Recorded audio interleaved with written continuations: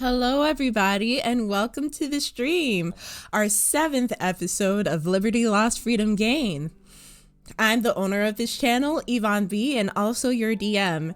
And let me introduce all of the people around me. Okay, I am pointing in the correct direction. To your left, we have Melodor219, also known as Matt, playing Ziana. Above him, we have Sienna, who is being played by Emily, who has an account here, mbear, as well as on TikTok. Above, I will shout her out. Thank you. I was going to do, because we have the command the party. So. Oh, yeah, we do have that. All right. So above me, we have Howie, aka Blue, aka Strgtscntst, who doesn't have his own channel but steals my own all the time. So you can usually see him here. To the right of him, we have KrimzonKnight Gaming, also known as Jamey. And below him is Tim. That's it. Howie's brother. Also, he used to make content on YouTube. An overall cool guy. Irascible punster. And also Tim. And also Tim. Mm-hmm. And also Ruler of Android hell. Absolutely. So,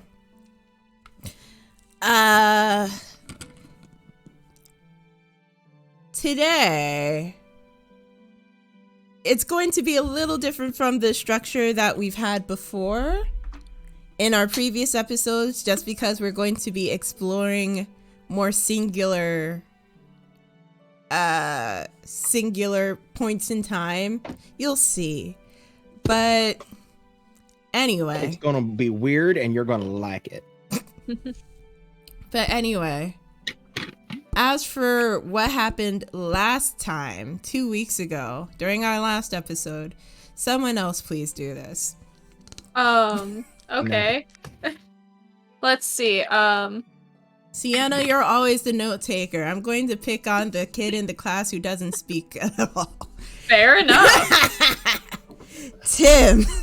I did not take any notes last time. I didn't either, but let's give it a shot. Okay. So we woke up a person whose name I probably actually did write down. Let me double check.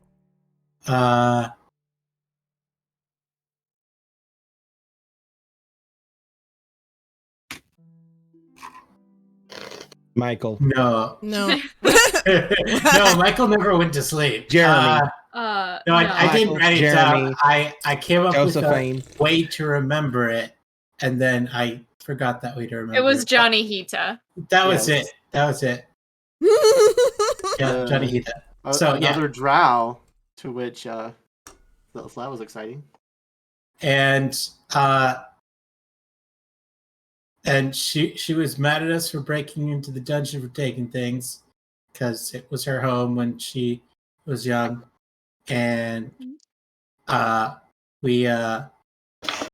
she fell asleep and decided not to wake up, so we went on a scavenger hunt to find all the secret ingredients for the magic potion to bring her back to life. And we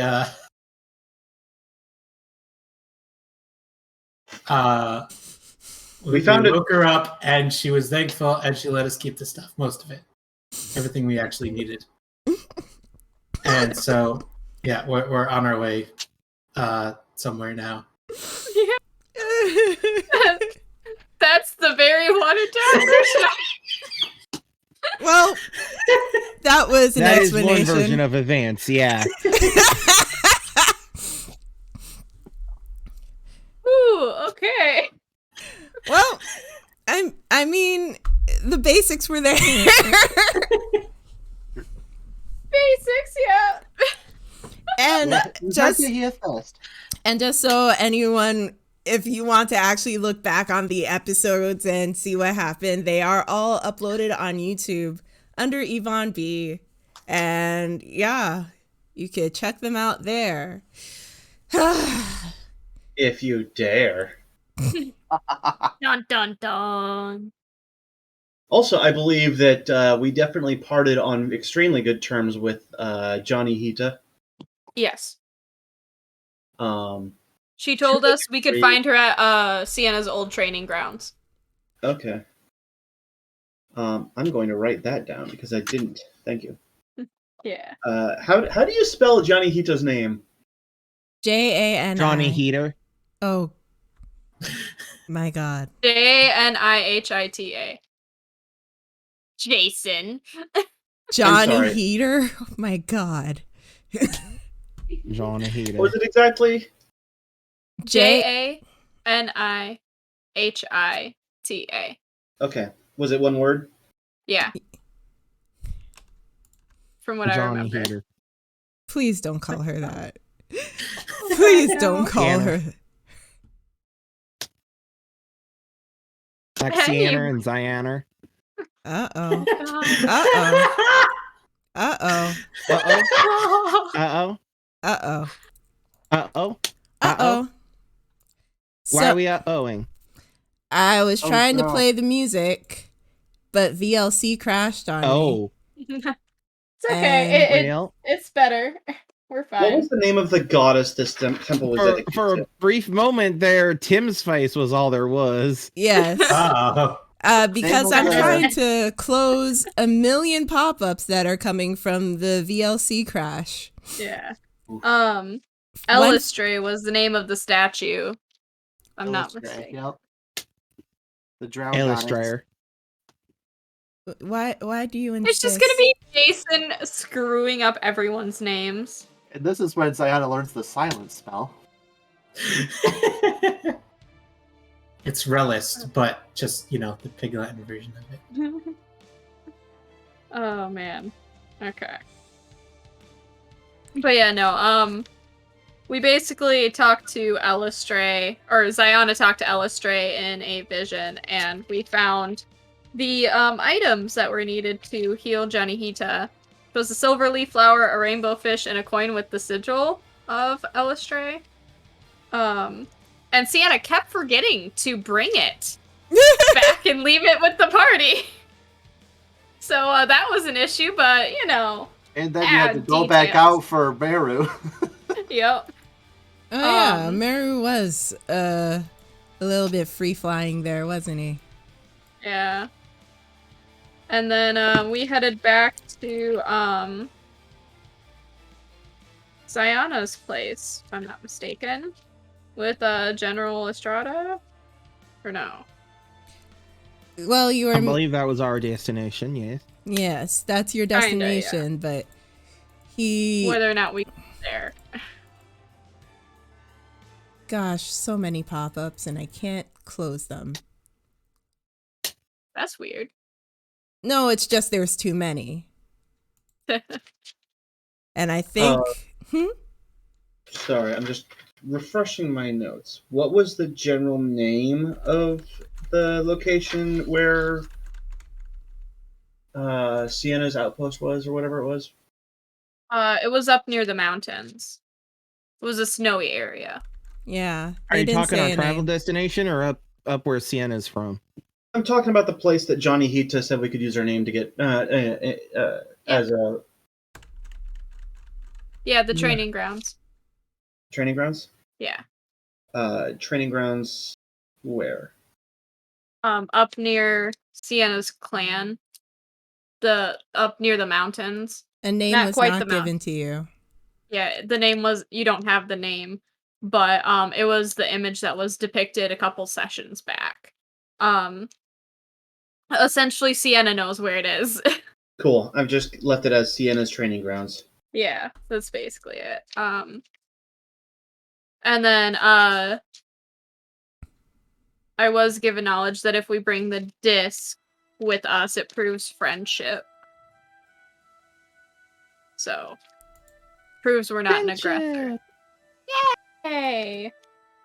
I don't know if that was common knowledge or not. I think it was, but Yes, I'm pretty sure Johnny Hita said that to all of y'all.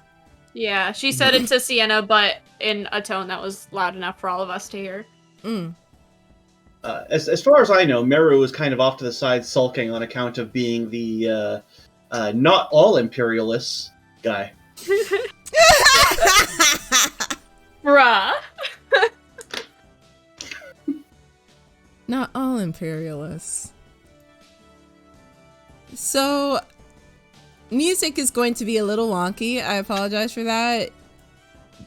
But It feel like that sometimes. unfortunately. So,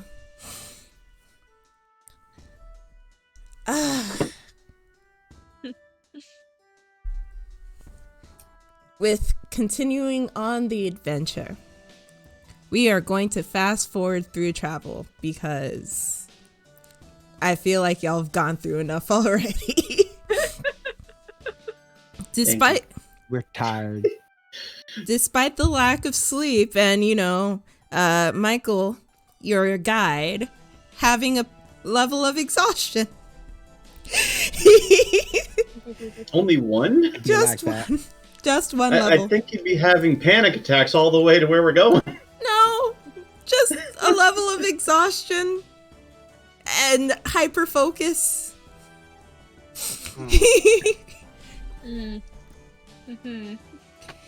He gets you back onto the main road, and you all travel the day and a half towards Ziana's estate. Considering that it is such a large estate, it is not near a lot of things that you would consider civilization. As you go through the road that's paved by the country, it goes from its normal flattened land to kind of forgotten about disrepair, a few patches that seems to only be a person's width wide. But eventually, as the air gets colder and the ground becomes more rocky, you start to see on the horizon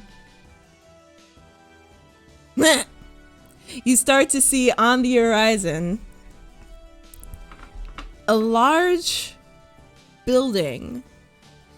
It looks like a lot of care was put into building this, and it is made of almost complete stone with some accents of pine wood framing the doors and the windows. Ziana, if you would like to describe the area. Yes, so as we're walking up to my family's estate, now you see, in addition to like the wall around the outside, there is a very, very large oak tree that's visible as well. And as you get closer, you hear water from a fountain. When we get there, you'll see all the future awesome stuff that is. But from this distance, yeah, just a large tree and lots of this big, beautiful wall around the outside of the estate. Is this like a peasants stay out or a army stay out wall? Yes. Okay. So a peasant stay out, and we have crenellations to shoot you with. It's like if you walk to a mansion and the wall that's around the outside. So, Ziana, where you live? Oh, I live right up here. Right up where? The building in the distance, see it? Behind the castle in front of us? Yeah. No, like, well, I can't see it because the castle's there. Then. Well, it's inside the walls. That's where I live. Inside the walls? Jason, what I think Zayana's trying to say is that she lives in the castle. Yes, that.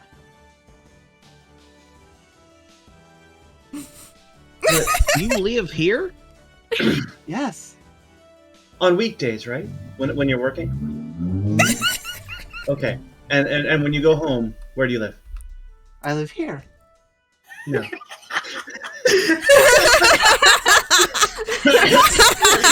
Yeah, on weekdays and weekends. This is my home. It will be more easily explained once we get closer. So, Oh, it's an illusion. damn. I can understand. Bruh. So you live here. Yes. No. Jason, we'll figure it out when we get there. Dang. I have a suspicion Jason won't be figuring anything out. That's true. That's true. Well, I'll figure it out. Gets And a then little I'll bit explain it to Tyson. excited and starts to like run ahead of the group. As she runs to the Diana! Zayana, don't be running into some stranger's place without You're us. gonna get in trouble, Diana!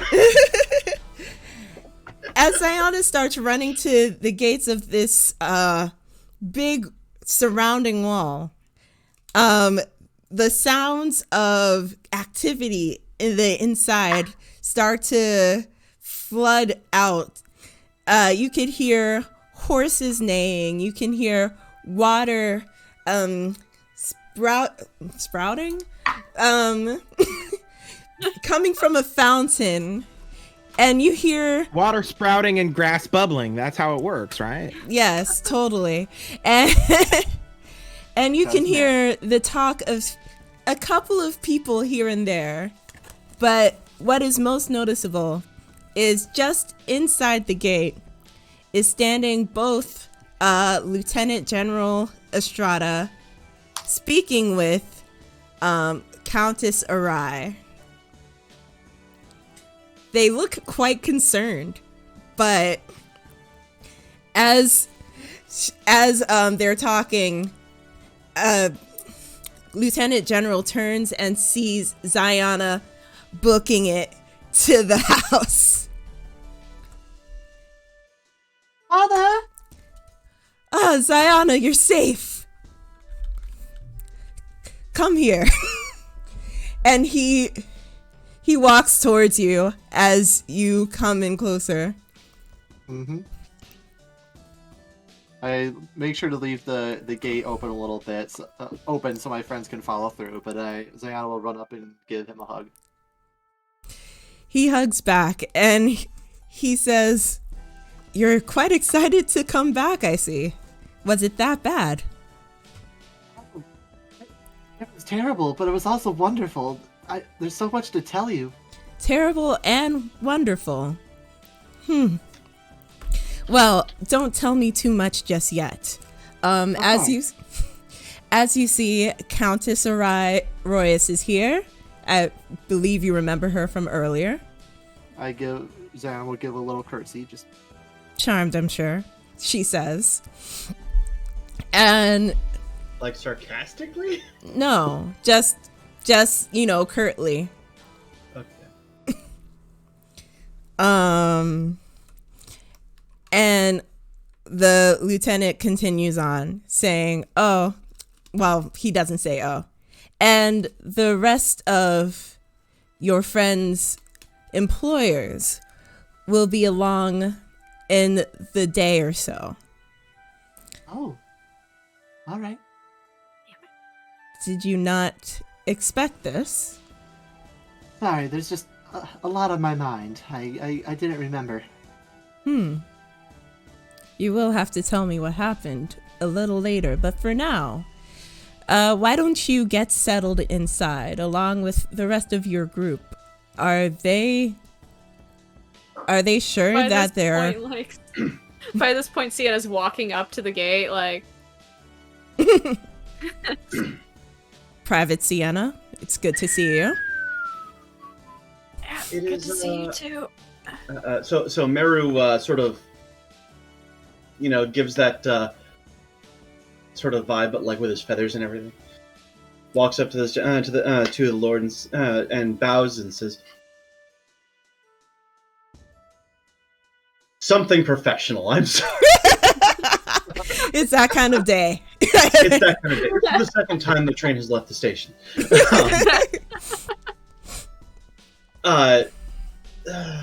Something along the lines of, "Thank you. That's right. It is an absolute pleasure to meet you, my lord. I will be at your service if need be, as will we all. And we are all grateful for your hospitality," sort of thing. He nods and says, "It's the least I can do." Unfortunately, Well, I'll be stink on the backside of a horse. You live here, Ziana? Yes, I do. Oh shit! I'm sorry. I didn't mean to interrupt you, sir. I'll just. Sorry. Carry on. Well, The look was less of a don't talk and more of a what? In front of the Lord? Sienna's just holding back a snicker at this point, like. Meru's trying to ignore Sienna because she's already horrified him for this breach of protocol right now. I do also tip my hat at Countess Arai.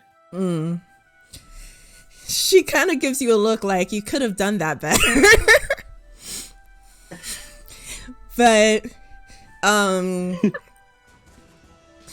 pausing that, Lieutenant General looks at the position of the sun and says, "Unfortunately, there won't be a lot of time to rest. Once all of your employers get here, we'll have to have a meeting about what has occurred.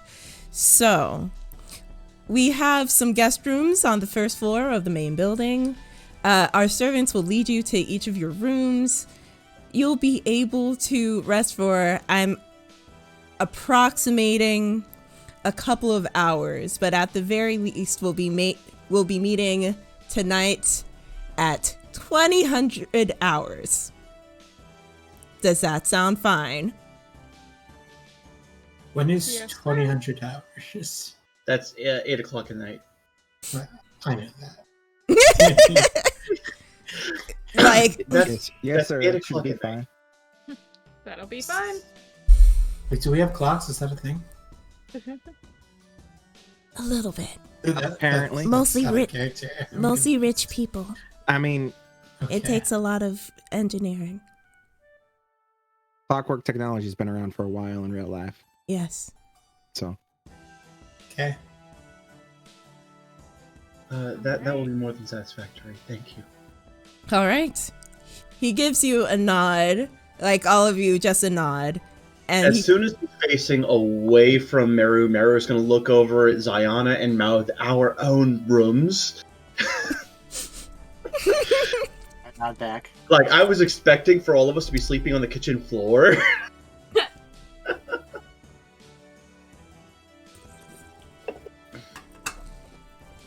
So, as you all actually get into the gates and the Lieutenant General turns his attention back to Countess Arai, you see in its entirety the whole estate.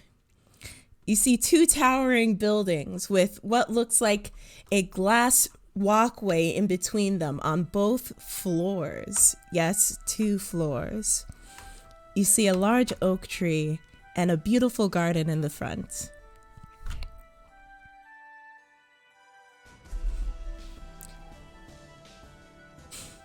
Yes, this is how Mother likes to spend her time creating this beautiful garden. If you hear the horses, that's probably my brother out there. He's a bit of an equestrian. It's so wonderful. I'll be back later. Jason runs off. Like, turning to you, seeing you, as you're about to bolt away, Meru says, "That means horse person." But like, I you're actually already knew leaving. that one. Like, you already Thank knew you, that. though. Mercy. So he instead directs it at Sienna.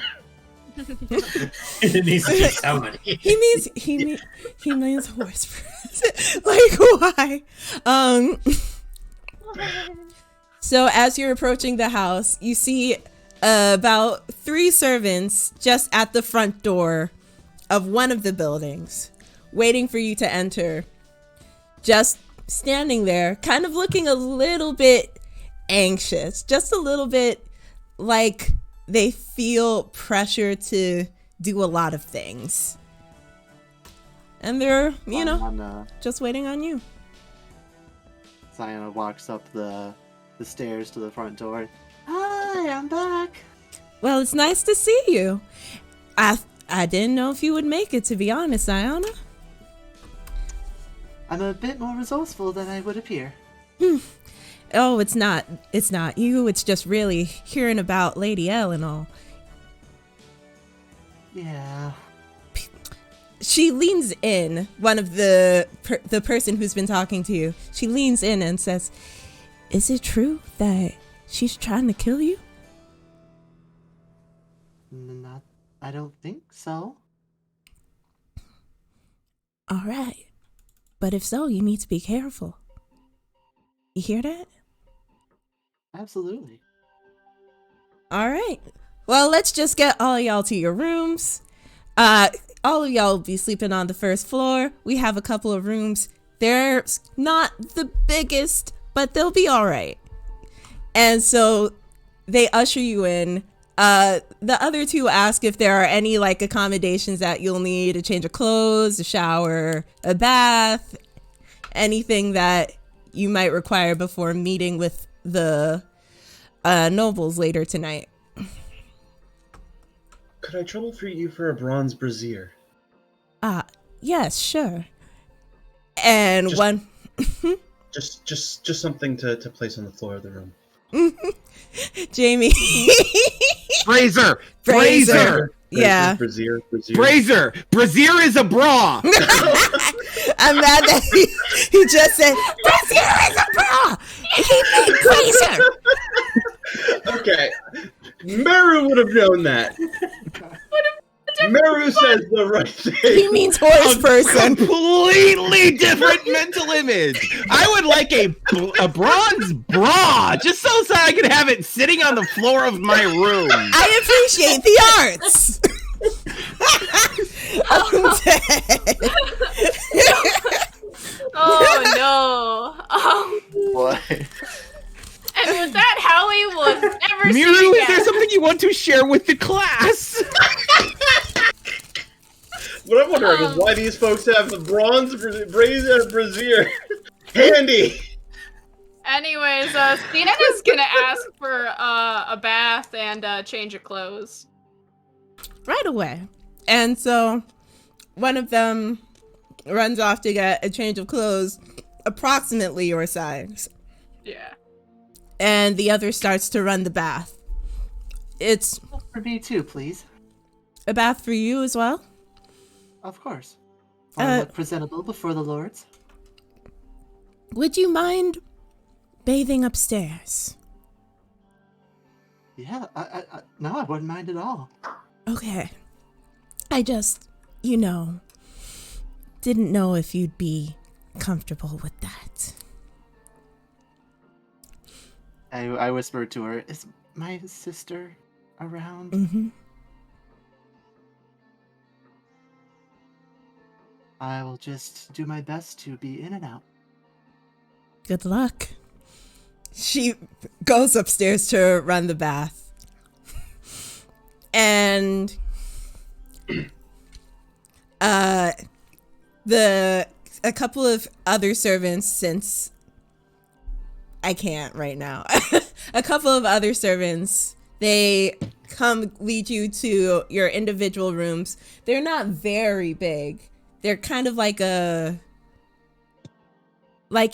size of the rooms of like people in convents and monasteries.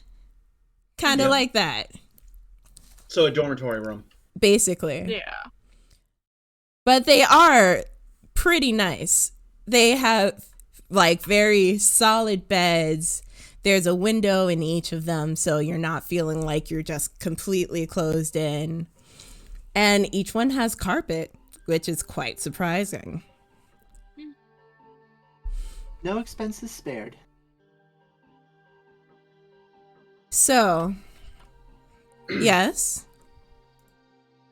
I would like to be helping the stable hands in the barn with the horses. Like, I haven't seen the tour of the house or anything. I'm just out with the horse. I heard horses and was gone. That's very true. So, let's turn our attention over to Jason for a moment. As you pretty much dash over to where you think the horses are, you hear the neighs growing louder, and you approach this wide, very well-built stable, and pretty much the most beautiful horses you've seen. There are 4 of them, standing almost like they were nobility themselves. By one of the horses stands a man just a little bit taller than you, with his shoulders rolled back, gently petting the mane of them. He just seems to turn and notice you.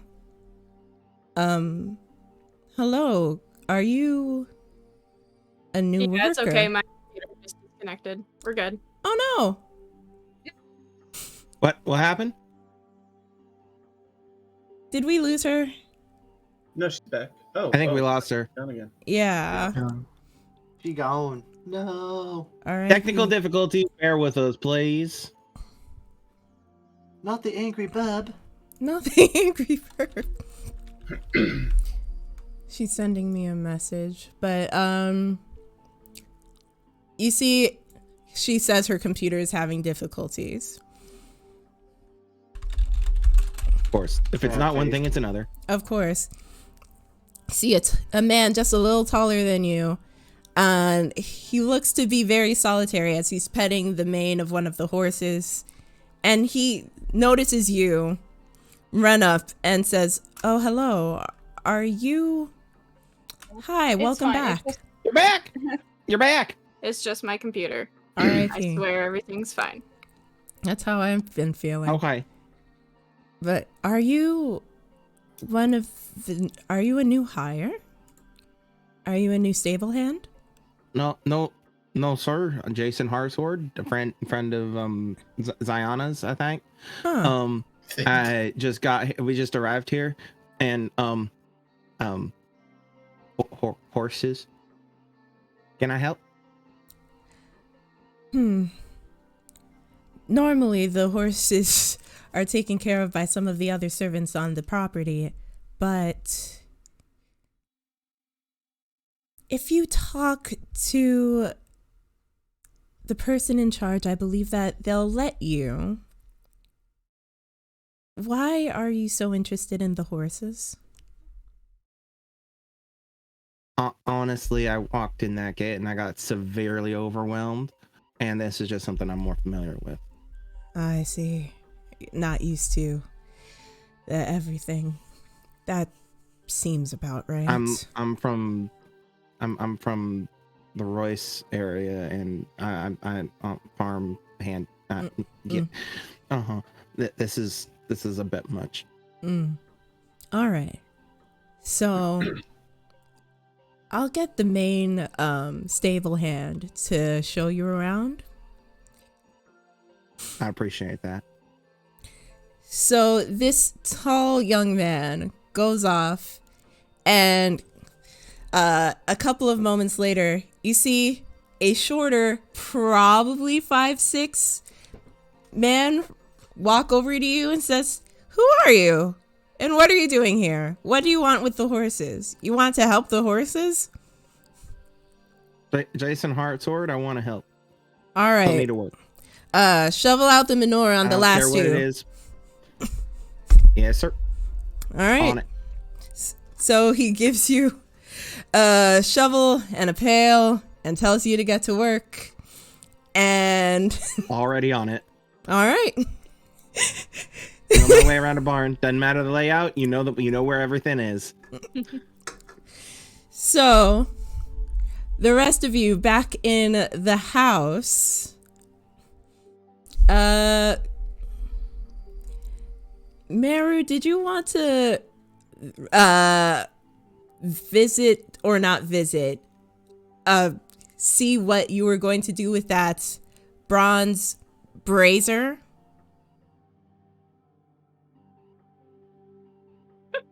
Did you want to examine that, or should we move on to someone else? What? It's okay. Suffice to say, I haven't had I didn't have the money for one back at town, and I need one to be able to cast Find Familiar. So overnight. Overnight.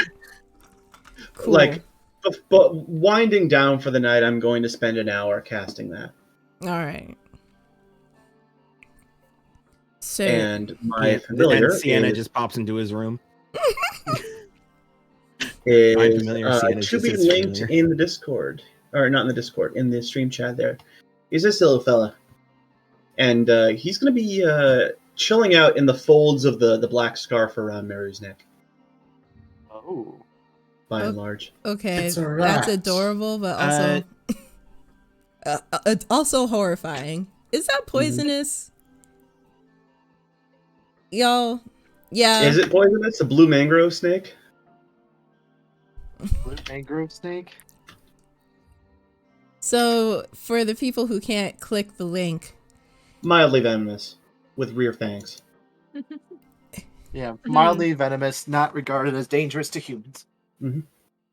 there's a skinny, quite long, Miru's not human. but lanky Mhm. snake that looks mostly black except for yellow rings or stripes going up its body.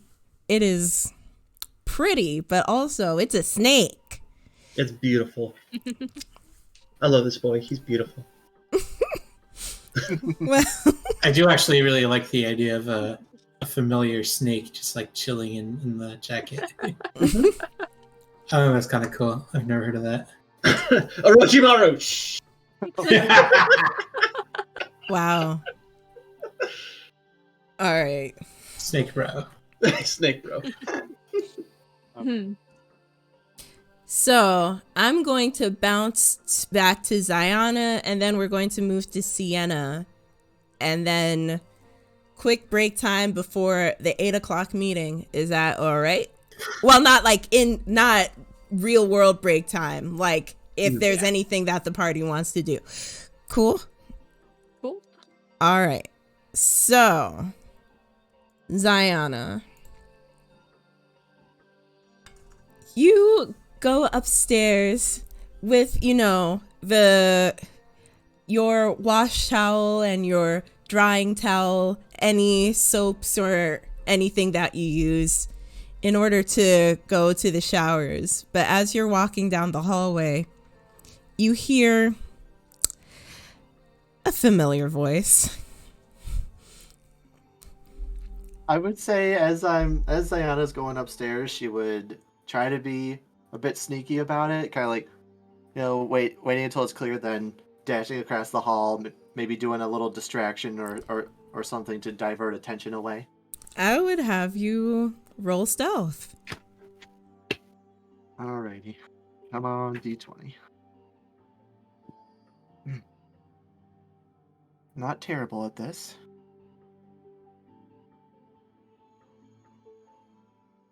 That's a 9.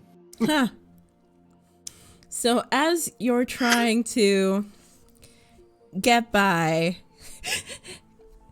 trying to find the places that don't squeak, that don't make any weird sounds or echoes, you end up accidentally bumping your foot into one of the decorative tables on the side. You hear the voice say, Is someone there? I recognize the voice. Yes. I'm going to do my best. I'm going to try to mimic one of the voices of one of the helping hands and just be like, "Yeah, sorry, we're just getting some extra things from storage before the guests arrive. My apologies." Roll deception. Deception. At disadvantage. Disadvantage.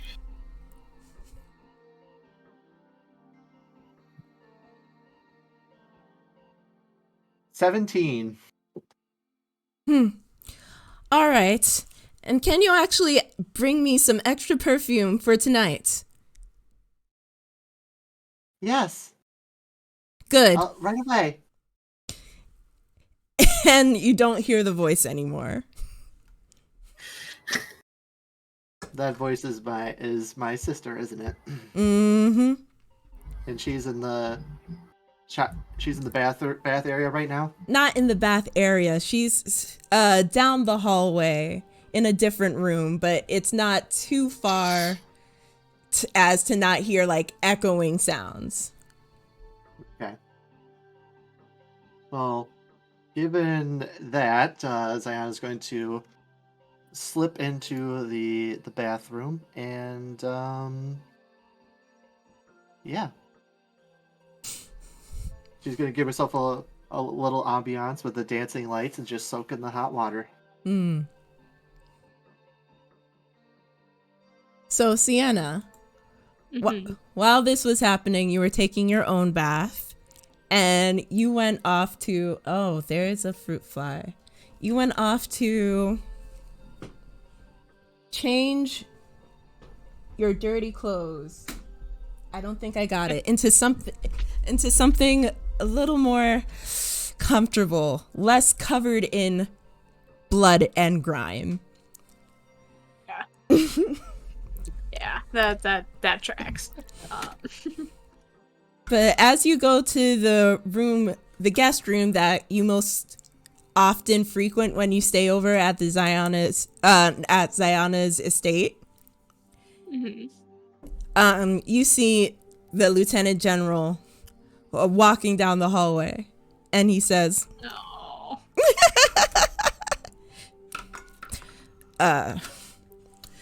Private Sienna. Yes, sir. He looks at you as you're not standing at attention. I'm writing notes. Give me a minute. No, I'm just saying this in general. Like, he doesn't say it, but he just looks at you. To be fair, Sienna's probably wearing super baggy clothes right now. Yeah. She's only 4 foot. Yeah. They She's tried. like trying to roll up her sleeve like, what? Give me a second. I'm almost there. Quizzical eyebrow raise.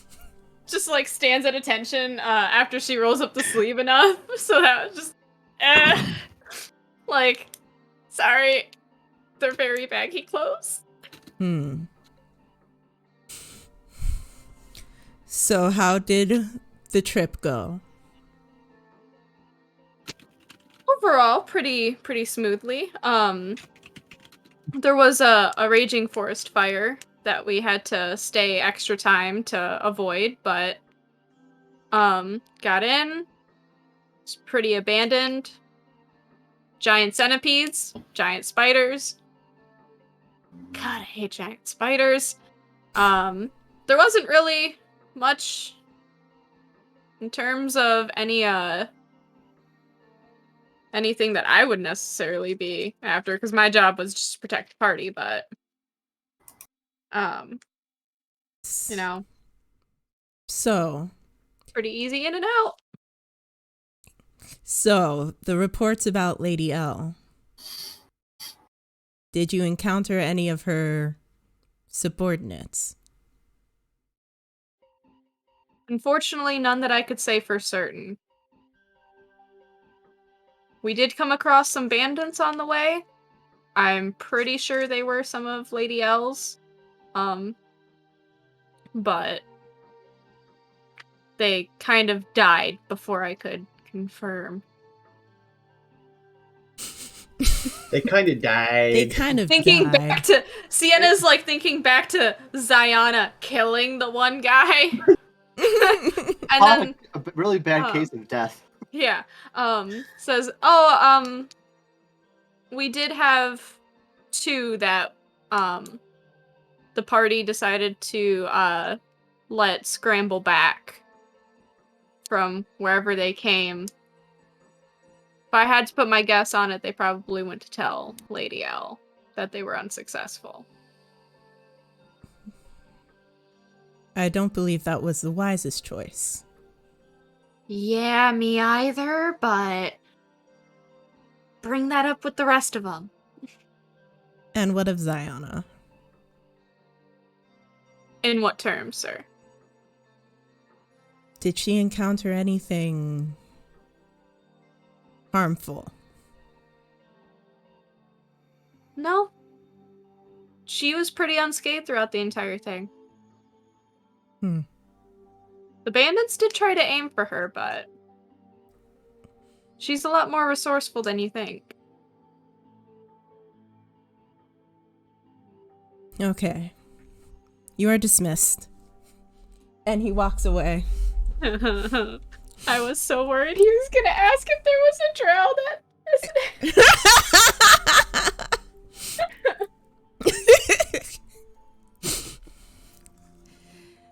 So he walks off down the hallway in the direction of what you know to be, the subs, I need to change that.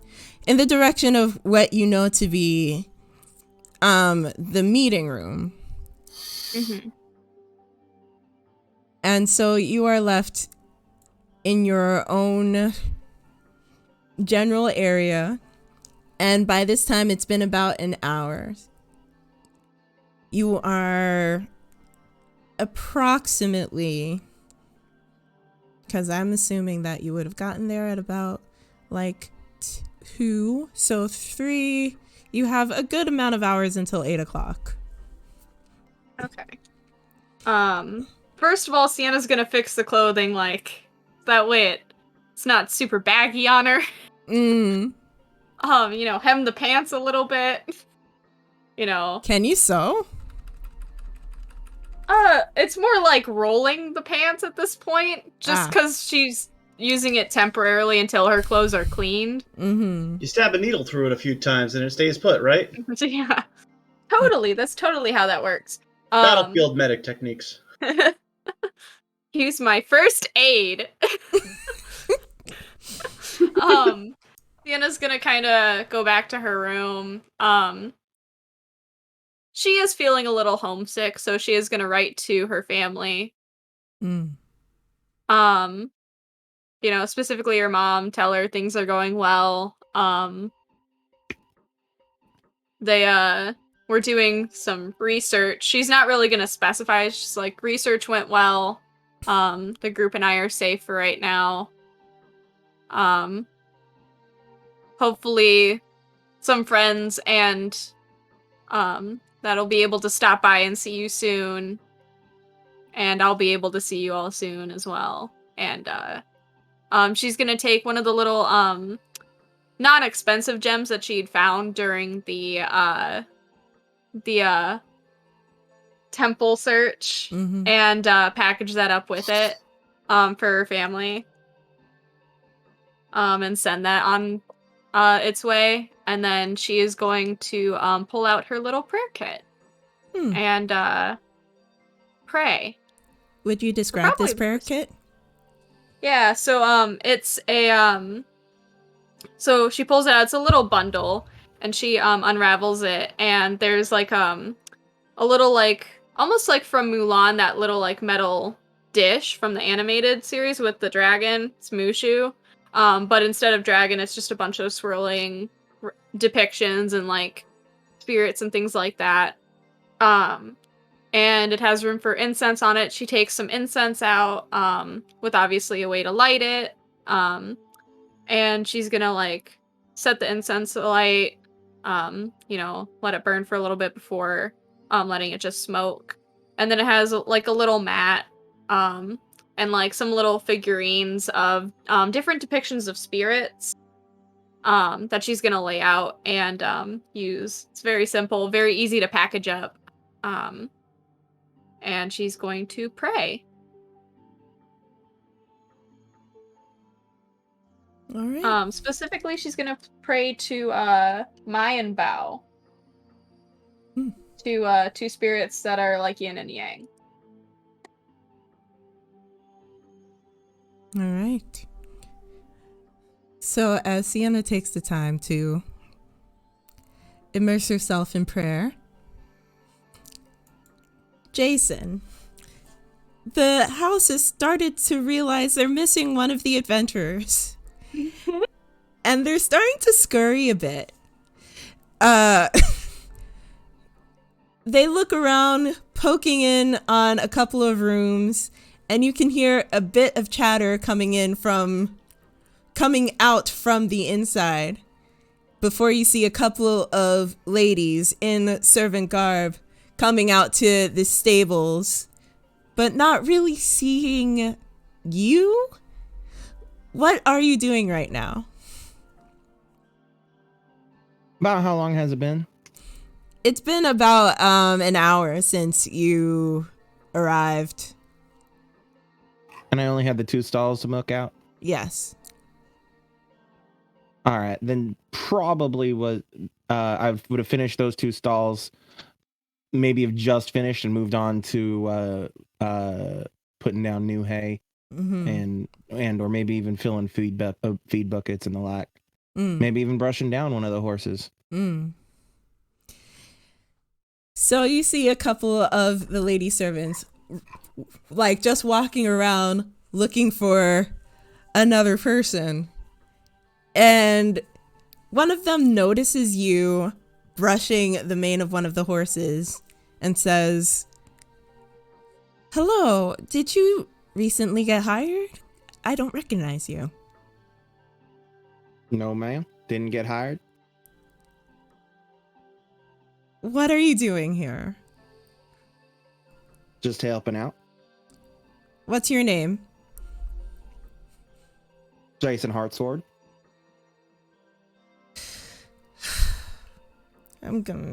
She walks away, and as you see another 2 servants walking, just trying to search, she bumps into them, and you can hear a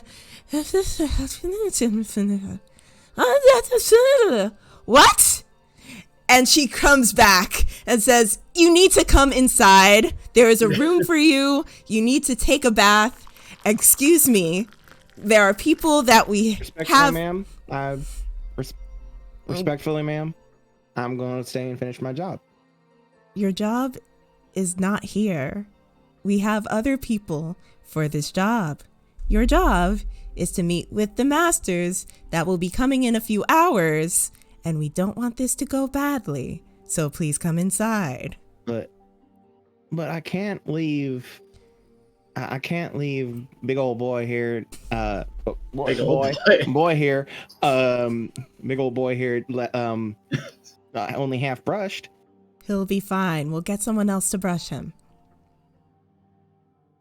You need a bath. I started the job. I really should finish what I started. Ma'am, are you saying I stink? Yes.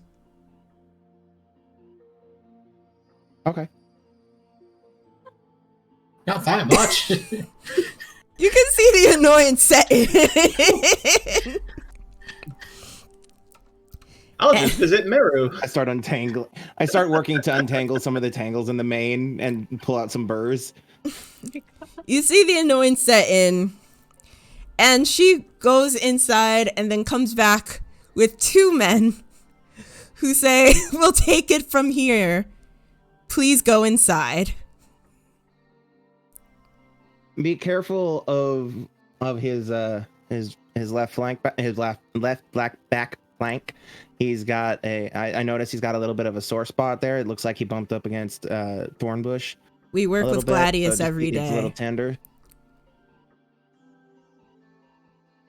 Well, it's untreated, and it's an open wound, so be careful with it. Okay. go inside. Insight check. Okay. God damn it, Jamey. Also, all y'all hydrate. You will make it. You will take care of this horse, right?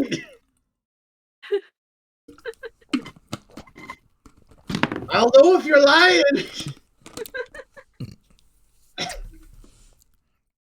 Oh yeah, I have a +0 to insight.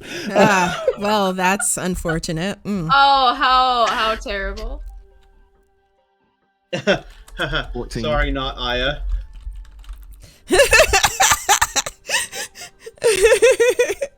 What's hilarious is most of my characters end up with high insight just naturally, but this one, nope, 0. So 14. 14. On the die. From what you can tell, they're going to look over the horse once you leave, but they mostly just seem annoyed that you're there, and so insistent. I kind of squint at them and resume brushing the horse, starting on the other side.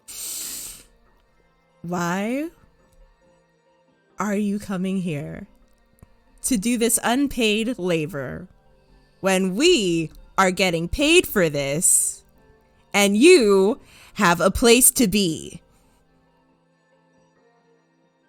I'd much rather be here.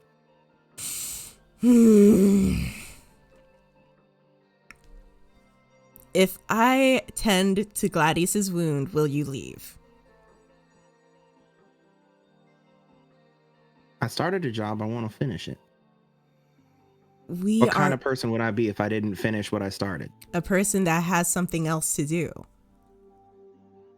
Nothing is else more important than this. I Mama highly taught me, you finish what you start.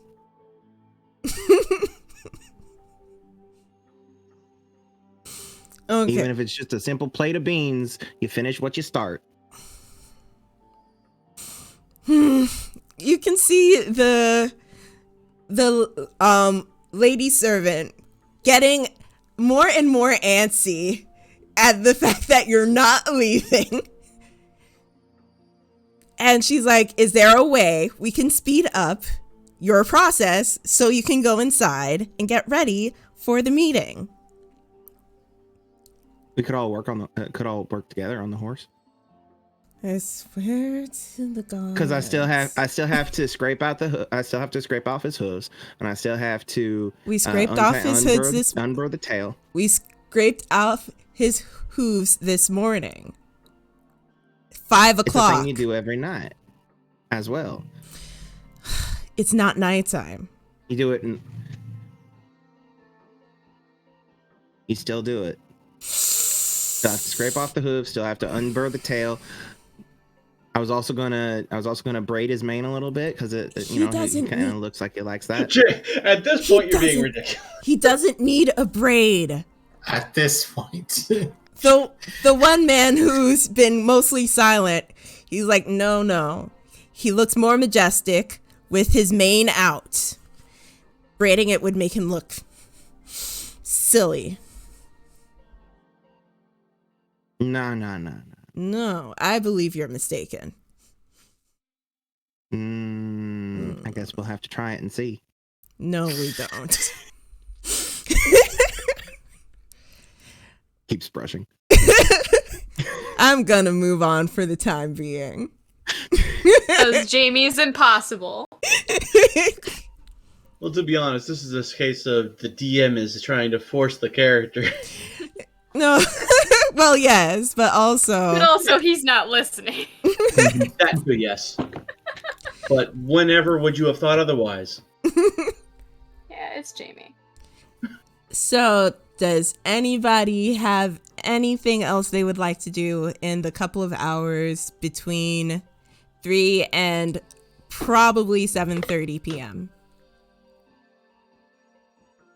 No. Well, No, so, Meru will, I mean, aside from the whole snake summoning thing, Mm-hmm. Well, that's happening afterwards, right? Oh yeah, it is. Okay. Yeah, Maru's just gonna do his best to clean up, like get that nice feather oil in the. He's gonna look nice. All right. Teldian, anything for you? Just gonna clean up, get some fresh clothes, and drink some tea very slowly. All right. So you're not far off from the kitchen. So do you go to the kitchen and ask for some tea, or do you just ask one of the ladies helping you out? I just asked one of the ladies helping me out. All And I right. just, enjoy it in my room. Okay. So, Jason, after a bit of bickering and arguing, you've gotten the first. May I?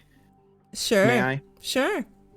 About half an hour before I actually need to be 45 minutes before I have to actually be to where I need to be, I do actually leave, go bathe. It takes me a half an hour to bathe and put my clothes back on and everything, and I'm still there, and etc.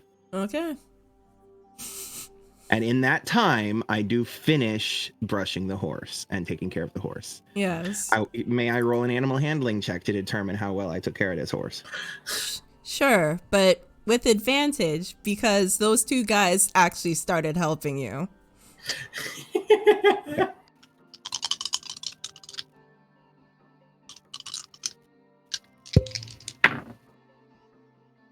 Natural 20. Of course it is.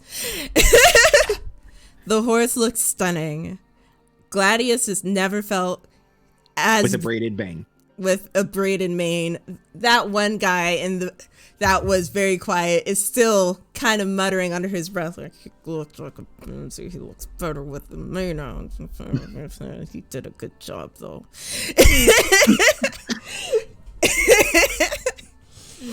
But Gladius has never felt so pretty before. Such a good boy. He's doing little what do you call it? Tappy feet. Yes. Doing a little prance.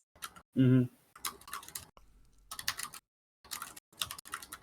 So over these couple of hours, you've seen coming through the gates, not any subtle form of entrance.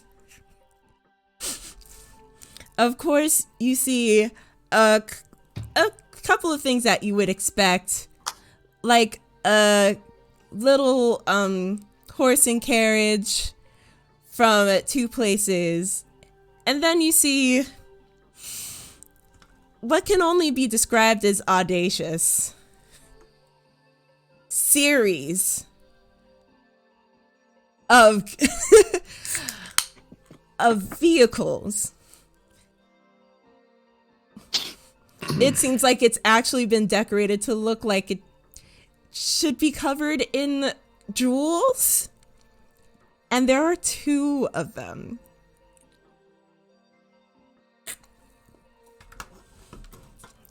Each of Teldian, Meru, and Jason, you recognize pretty much the ones that would belong to who you're familiar with. Teldian, your master rides in on a pretty nice but kind of common horse and buggy.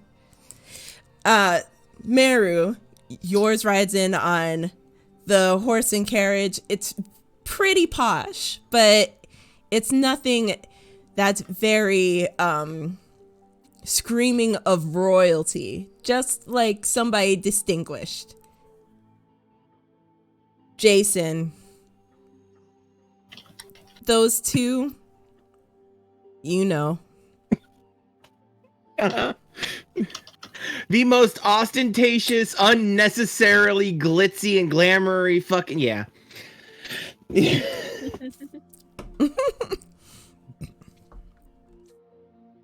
So as the transportation vehicles come in, You can see the servants start to swarm, even more so when they see the last two, the very, very ornate two.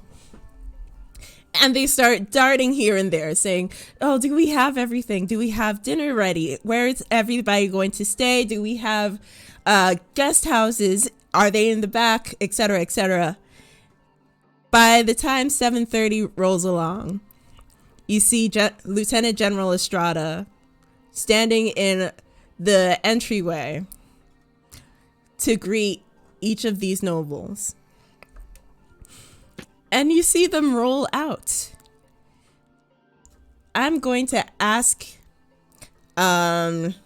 first Meru, then Tim, then Jason to describe who appears. First who? Meru, then Teldian, then Jason.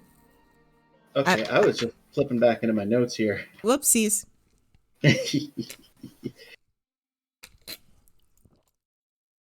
Well, you're up.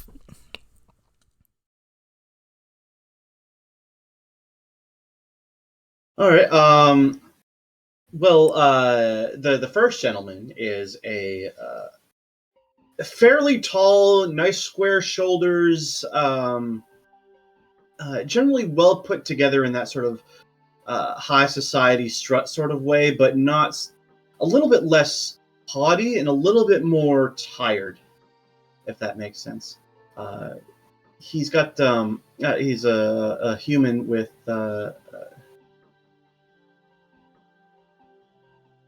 I want to say dark black hair, but it's more of a dark, like a black that's starting to gray a little bit in spots. He's got kind of that,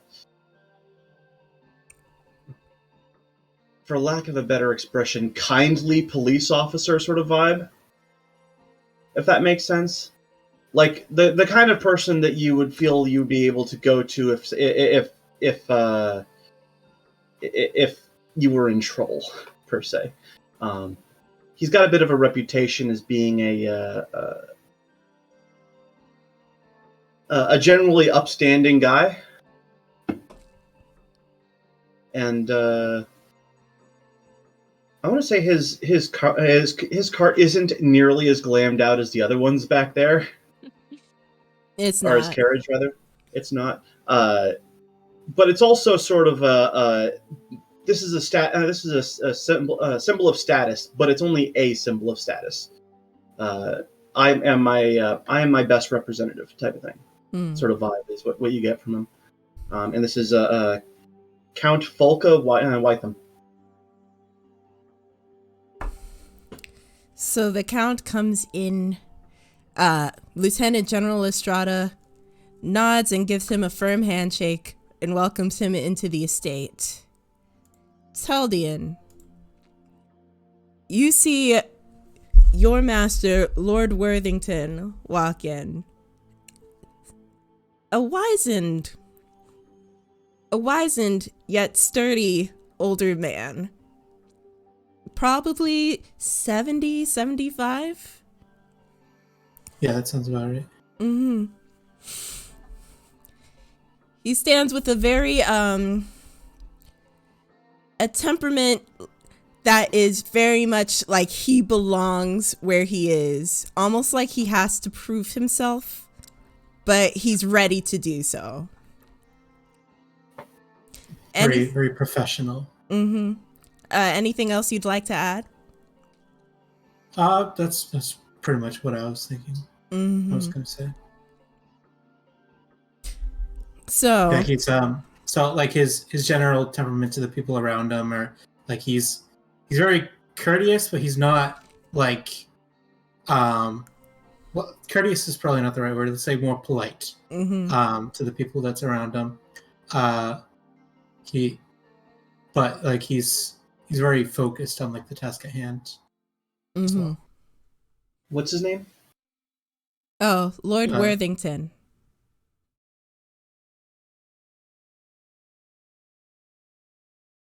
Did you get that from the veggie meats? Not consciously. I mean, it is a name outside of the veggie meats.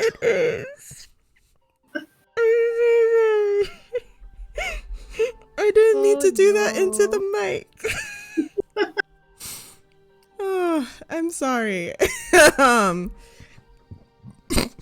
right. I'm fine. I promise. All right. So, It's Lord Worthington that has something to prove. a little bit like he has something. He comes off as if he might have something to prove, but he's ready to prove it. And how old? About 70.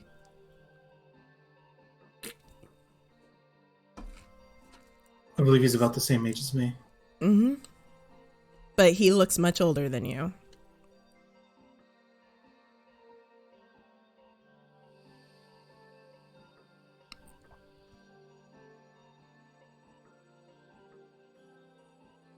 All good? Yeah. Sorry. Yeah, go ahead. And finally, two women walk in, joining Countess Arai.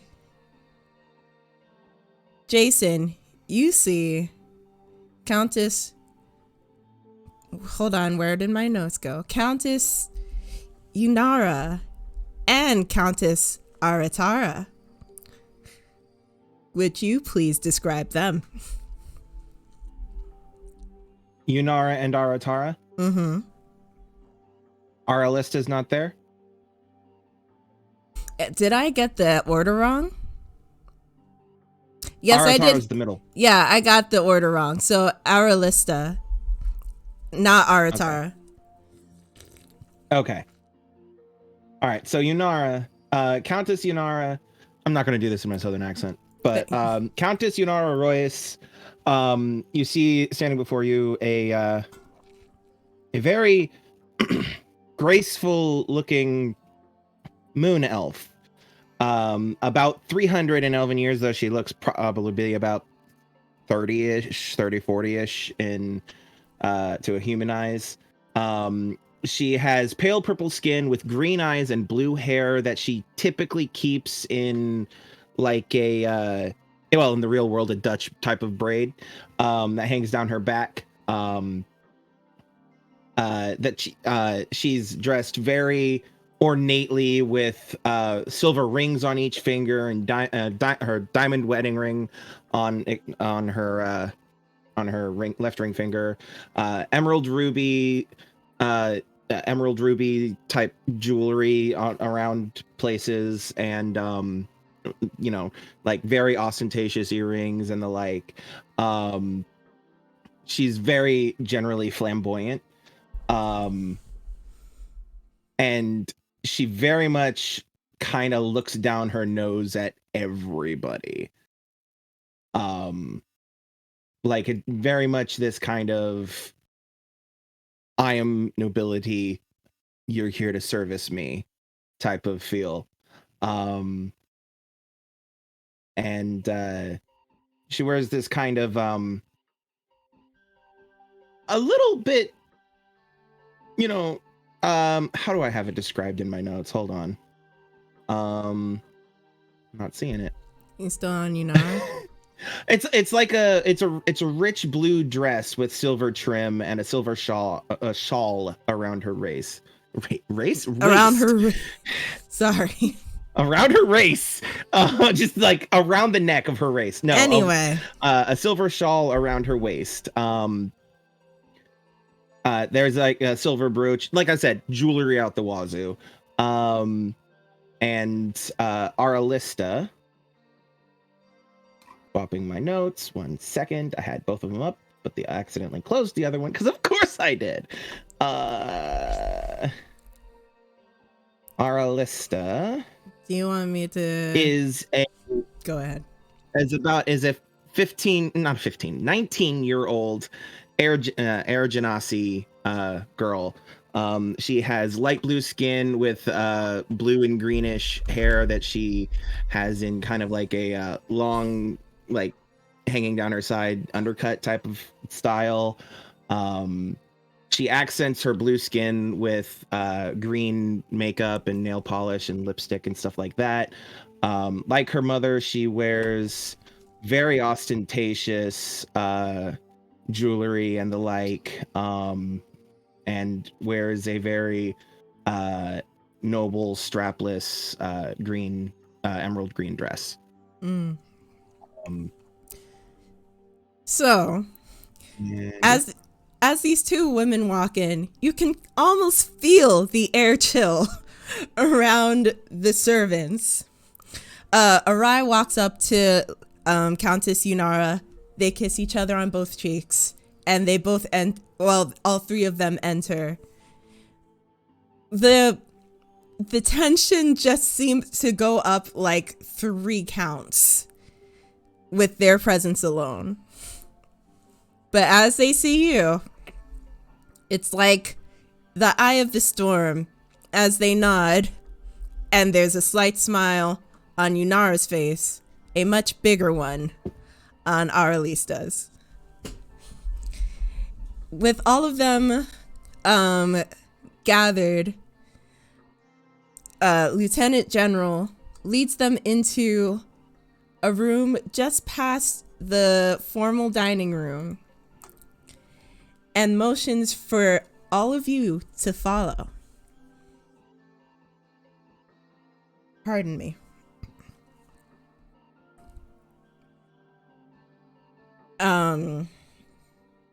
So I follow. Ziana, you would be familiar with this room. Mm-hmm. For the people who enter, you go in and you see this beautifully ornately crafted room that is what looks like almost a war room. There is a large table in the middle with a flat space and an indentation where you could put something like a map or some sort of display. Everything seems to be made out of the finest wood or the most perfectly crafted stone. In this room, all of the nobles sit, including Lord Worthington.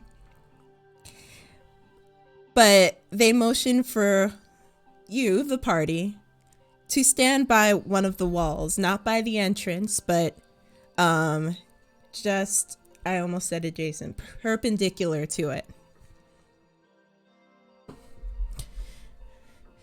So the servants lead you all in, touch base with all of the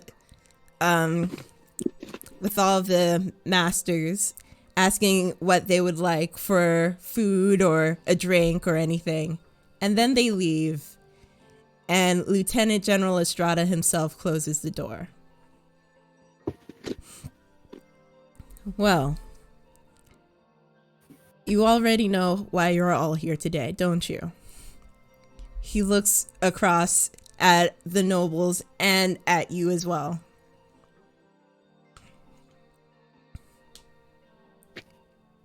Sienna's keeping her mouth shut. She kind of gives like a curt nod, but she's keeping her mouth shut. Is she addressing one of us in particular, or is this more of a sweeping general? Sweeping. So Jason's hiding behind his hat. Meru gives the bow. And Hannah kind of gives her dad like a. the nobles also nod as well, and Meru definitely has the "I did a good job. Please validate me" sort of expression. Yikes. So we did send off this newly formed adventuring group representing all of our different houses to explore this temple that we felt should have been a relatively easy mission. However, it seems that we have somebody that may be after our positions. He turns to Lady Unara and asks her for further information about what they may know. And Lady Unara pretty much gives a short summary of who Lady L is in her region, which is basically an underground mob boss, it comes off as. She has a lot of pull, especially with people who are not able to protect themselves. She will often go and say, I will protect you for a fee. I'll make sure that you're okay, or this ends up okay for a price. But up till that time, she's only been known to be plaguing around the estate of the countesses. With that explanation put out, Lieutenant General goes to his seat at the head of the table, turns to Ziana, whom I'm assuming is still standing with everyone else, and he says, Ziana, can you come here? I walk right over. Do you know why your group would have been targeted by Lady L? Is there anything that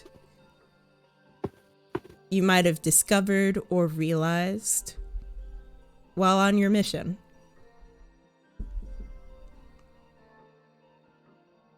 Well, Father, I'm assuming that they were looking for a way to, get into the temple as well? Or perhaps it was just racially motivated? Did they attack you, Ziana? They did, yes. Specifically you? Yes. I was singled out amongst our group, and they never hurt me, but they singled me out. As you say this, Lieutenant General's eyes cast off at the rest of the nobles, and even though he still has a very still temperament body language, you can sense just from his face that there is this seething rage behind it. And he says, I know that we agreed that we would continue on with this new adventurer group, but I think it is folly, and we should disband them at once. Unara raises a very immediate protest and says, but we just got them sorted. We just got them through to the council. If we did all that, we would lose this amount of money and it wouldn't be worth it. You can see Lord Worthington kind of cringe at that, at what she says. And you can tell that there's probably about to be an argument. Meru, you look very tense. I'm sorry.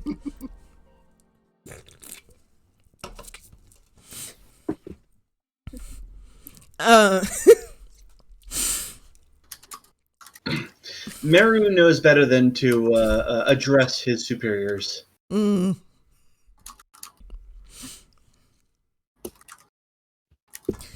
Okay, so as you could feel the room grow more concerning, Countess Unara says, you know what? There will be a very, very simple explanation for all this. Jason, come. Just like that. Jason, come. Now? I'm right over there. Like pulled by the neck, but by a leash on the neck. Tell us everything that happened. And tell us how much danger you were actually in.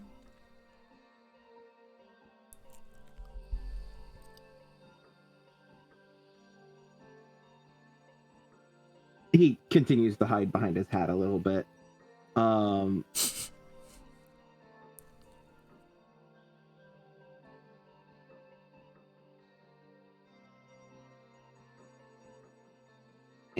he's very visibly thinking.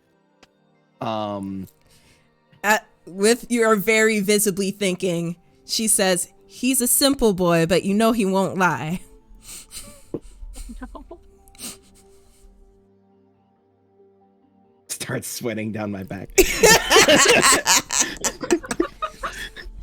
Oh.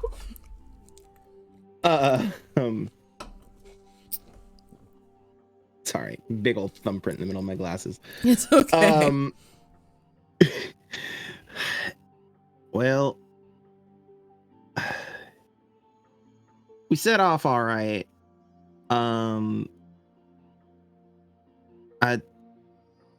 We eventually got to a place where we stopped calling night. And that's when we were first attacked by, I think they were bandits. The only reason we think they might be connected to Lady L was because we found a letter, I think, or something, on one of them that was addressed from her. Well, so they said. Because you anyway,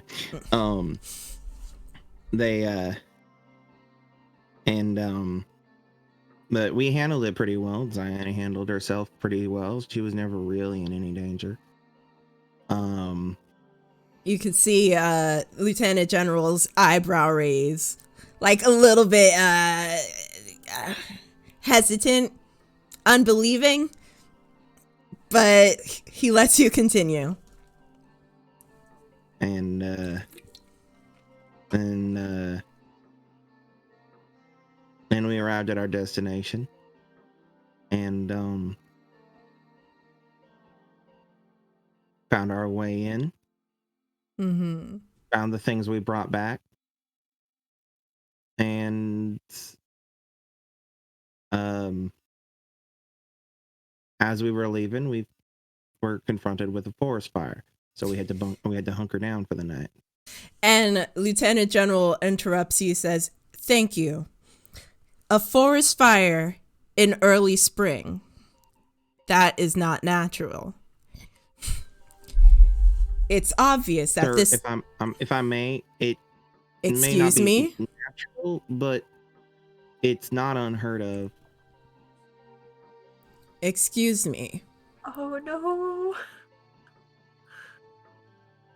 I was not done speaking. Apologies, sir. But I just think that it should be a fully accurate statement when stated. Boy, I know this area. And I know that forest fires don't happen in the early spring here. There's nothing dry enough to catch that wildly. And it may be different where you grew up with the Royces. But here, this is my domain. And with respect, I don't dispute that. However, it's hard to say that nature acts predictably all of the time. There's always exceptions. A horse that operates perfectly one day may not be operating as perfectly the next. A field that produces high yields of grain one year may not produce nearly as high yields the next, for whatever reason.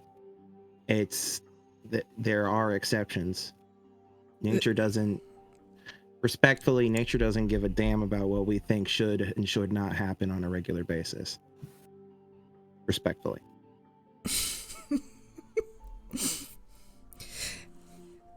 Lieutenant General is still kind of miffed, but he's kind of hearing what you're saying, but he says, even if so, usually there are reasonable and quite findable causes for exceptions. If a horse is not doing good one day when they were doing good the day before, they might have eaten some spoiled grain, maybe poisoned grain. They might have been hurt or attacked.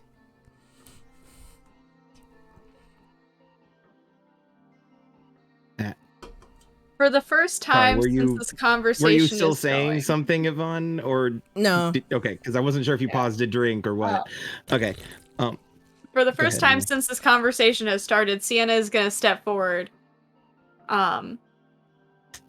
waiting for the general to obviously give her the go-ahead to speak. She's going to kind of look at the general, still kind of like at attention. Mm.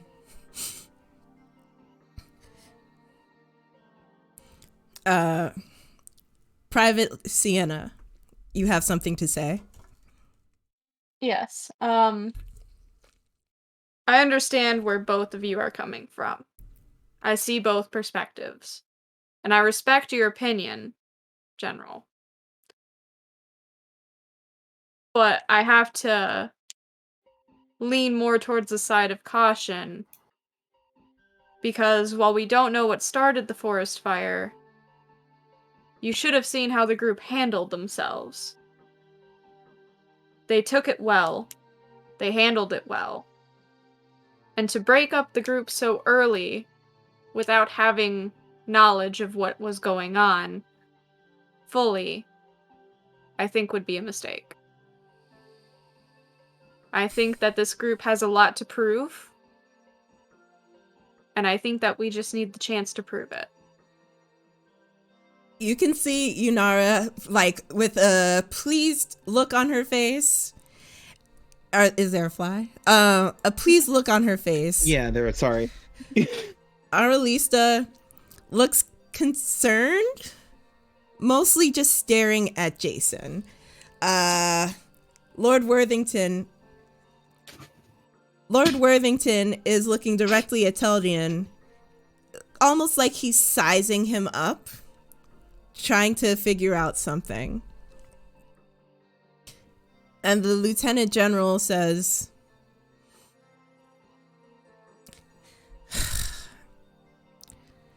the nobles and I will have a further discussion. You all, motioning at the party, you all are dismissed. You may retire for the evening. Thank you. Meru bows and leaves immediately. Teltian does the same thing, following right after Meru. Not rushed, just, he's been dismissed, and so he leaves. Sienna's gonna give her salute to the general, bow to the rest of them, kind of motion for Jason to follow if he's not already paying attention. It's like, all right, buddy, you said your piece, let's go. Jason lingers and looks to Yunara for what she wants him to do. She nods. He dips his head and exits. Diana will give a little bow and like a little curtsy and just lock eyes with her father and you give a little nod and walk out the door. So as you all exit, you turn the corner and you see like what could not be described as less than a crowd of servants leaning in trying to hear what was going on. And as they see you exit, they're like, what happened? Did you just talk back to the nobles? What happened? You're going to get us all in trouble. Meru steps alongside these folks and is leveling the same gaze at Jason and Sienna. Or not Sienna, mostly Jason. Sienna waited for permission, excuse Yes, he did. He approves of this. And you didn't correct them, most importantly. Yeah, Sienna kind of, arms on hips, looks to Jason like, do you want to get us killed? Is that what the plan is? Because if that's your goal, I can expedite it. Did you just threaten to murder Jason? It sounded like he was threatening to murder everyone in the party. Party TPK. This is where Meru's villain arc hits.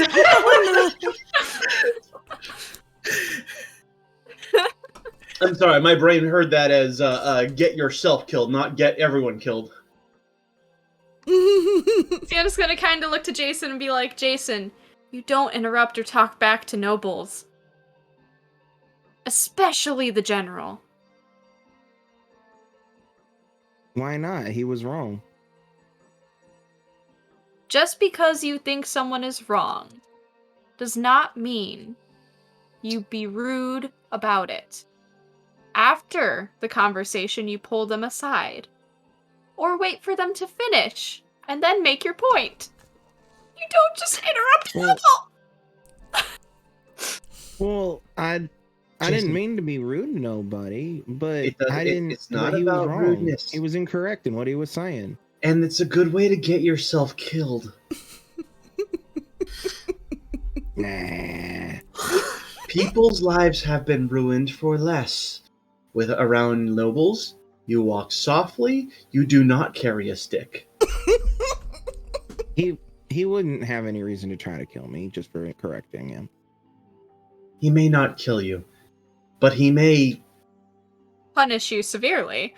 cause difficulties for people around you. Knowing my father, he's not one to jump to that severe of a decision, but he would no doubt say something to the ladies in charge of your house. So I didn't expect him to take such a drastic step myself to say, "Oh, I was in a little bit of danger. We need to cancel the whole thing." And now I got all dressed up for nothing. You look beautiful, Ziana. Well, thank you, Meru.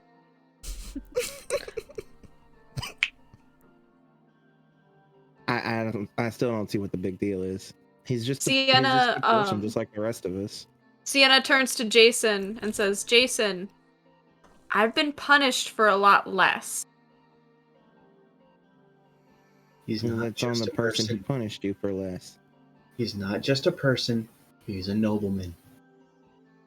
There's a rank Yeah, difference. and so is Countess Yunara and Arai and Arisa Yes. and They are our betters. I have a suggestion. Why don't we go somewhere where we can have this conversation in private, not just in the hallway? The servants my have father been and just our nobles listening to are- everything. Right here. Let's go Yeah, to yeah. my room. We just get followed by all the grabs, or sort of does the whole, come on, let's go, and we will discuss it on the move type of thing. You ain't discussing this without us. You're putting us in danger too, don't you know? That's the servants as you're leaving. you need to work. You need to work on your Midwestern accent a little bit. I don't know what I'm trying to do. I'm imagining that there's like a crowd of them, and one of them yelled this at the top of his lungs from the safety of the crowd. Yep. Diana will guide the party down to her room.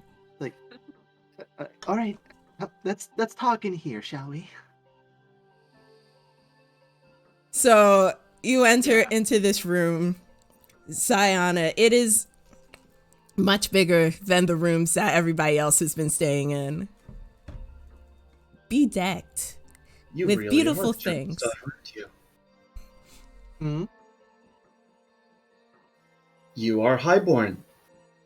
My apologies for my behavior. You're fine, Meru. You're generous. I just you see a large bed. Wait, you do off actually live here? off to the side. It's one I- with like the wraparound curtain, one of the big fancy beds. Mm. But you also see over on the other side like a large, writing desk and just papers everywhere. A couple of there's like a really intricate vase, a number of paintings up on the walls. But you also see a part over in the corner with like a couple of large couches. It's like as I kind of just gesture them to sit down.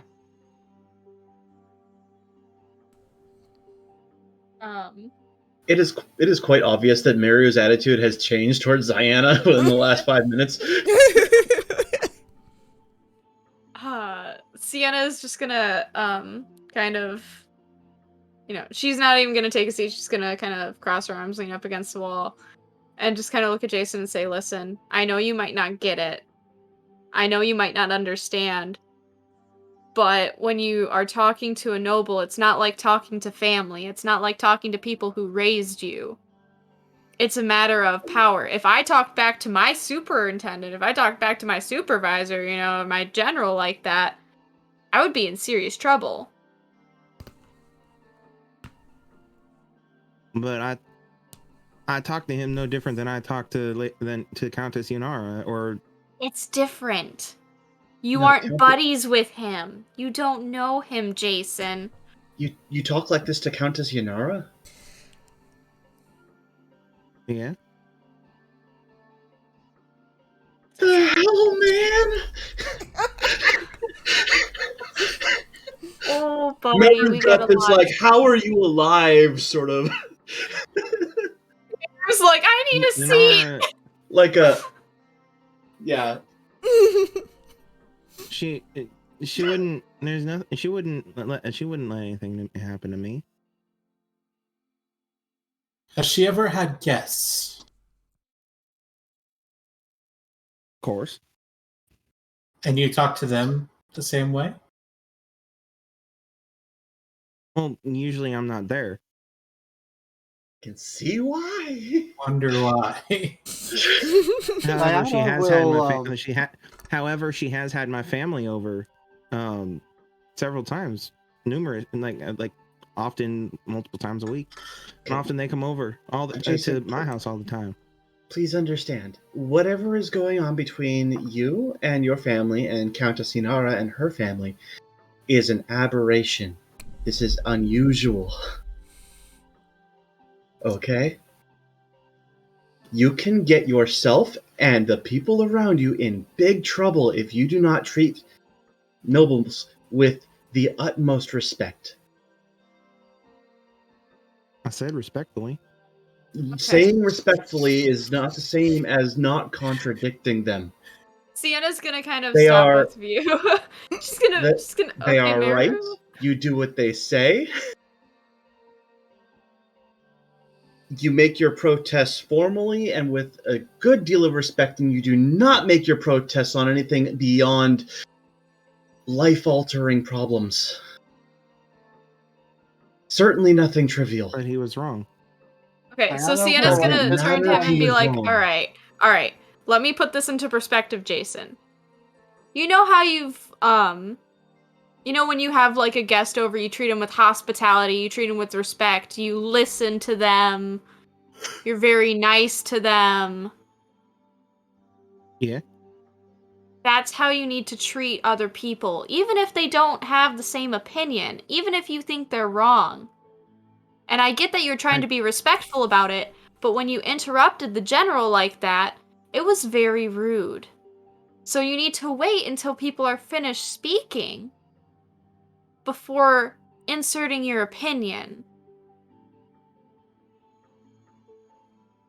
Can you see how the general thought he that was was wrong. rude? Can you see why he was upset? But he was wrong. I don't care. if he was wrong or not, Jason. You don't interrupt people who have a higher status than you. A couple of moments pass, and a servant comes with a plate with a couple of cups and a bottle of wine in the other hand.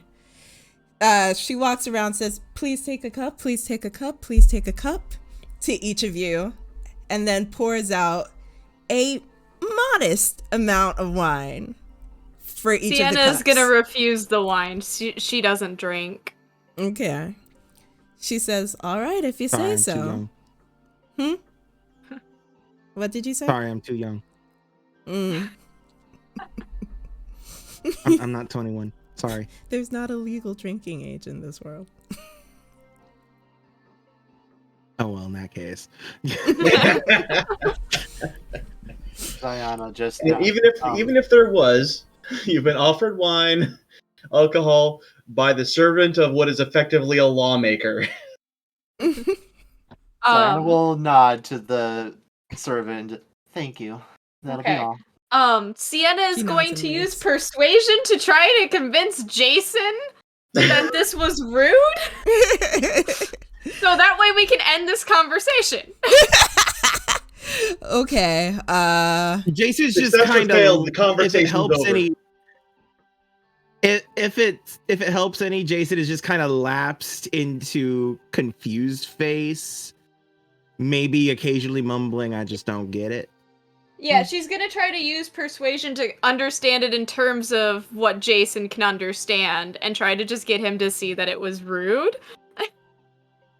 So the persuasion roll is you trying to figure out if you can find the right words. yeah, All right. Okay. And essentially. Jason, what would be the DC? Would you roll it I against think his it might be an intelligence? opposed roll. Or charisma? Charisma. Would it be Huh. charisma? Well- Like charisma for his hard-headedness. Yeah. No, I feel like for this, since it's Might pretty even be- active, it's I in might opposed. Is it intelligence?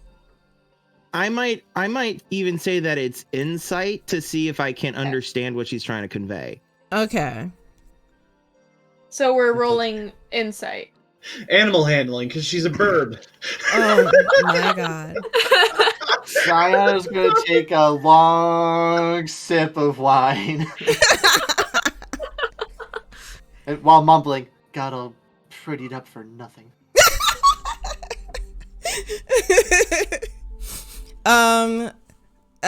Jason roll an opposing roll. Did you already do it? Okay. Emily first, what did you roll? Nat 20. Ooh! Jamey, what did you roll? I rolled a nat 1 on my understanding. Oof. Ooh. Okay. Ooh. Wow. Wow. Has this happened before? A crit and We a don't crit typically fail? make these. Okay. I feel like this is No, how- I just this mean is- in history. I mean, stranger rolled things have happened. We've seen 3 natural ones in a row. Yeah. I've seen We've a seen nat Will 20 Wheaton. at disadvantage. We've seen Will Wheaton.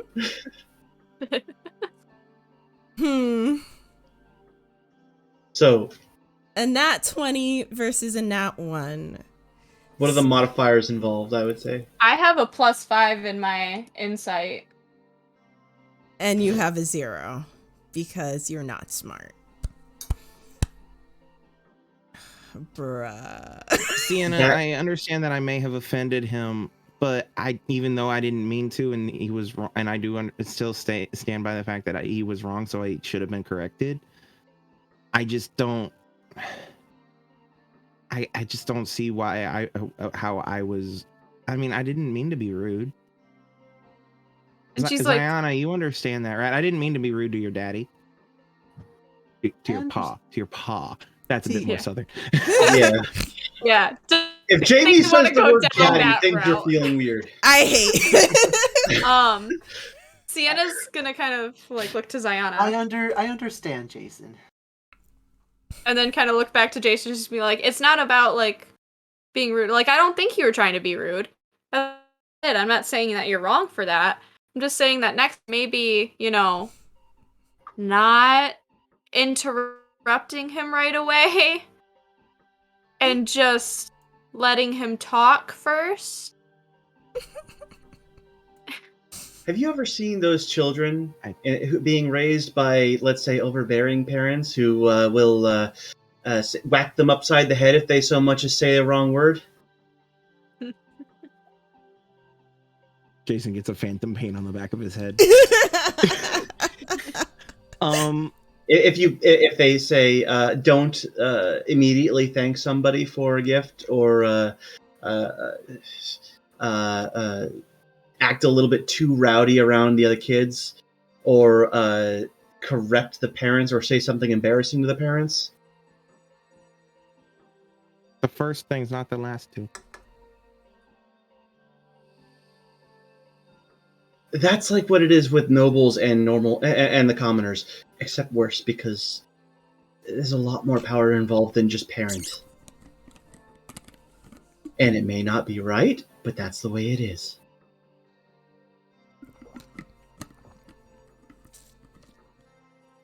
I just don't understand. I'm sorry. I don't.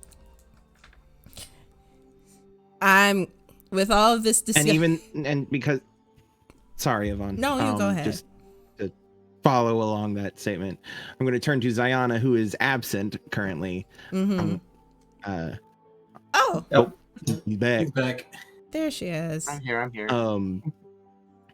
But I'm going to turn to Ziana. I'm sorry if I inadvertently ruined your night.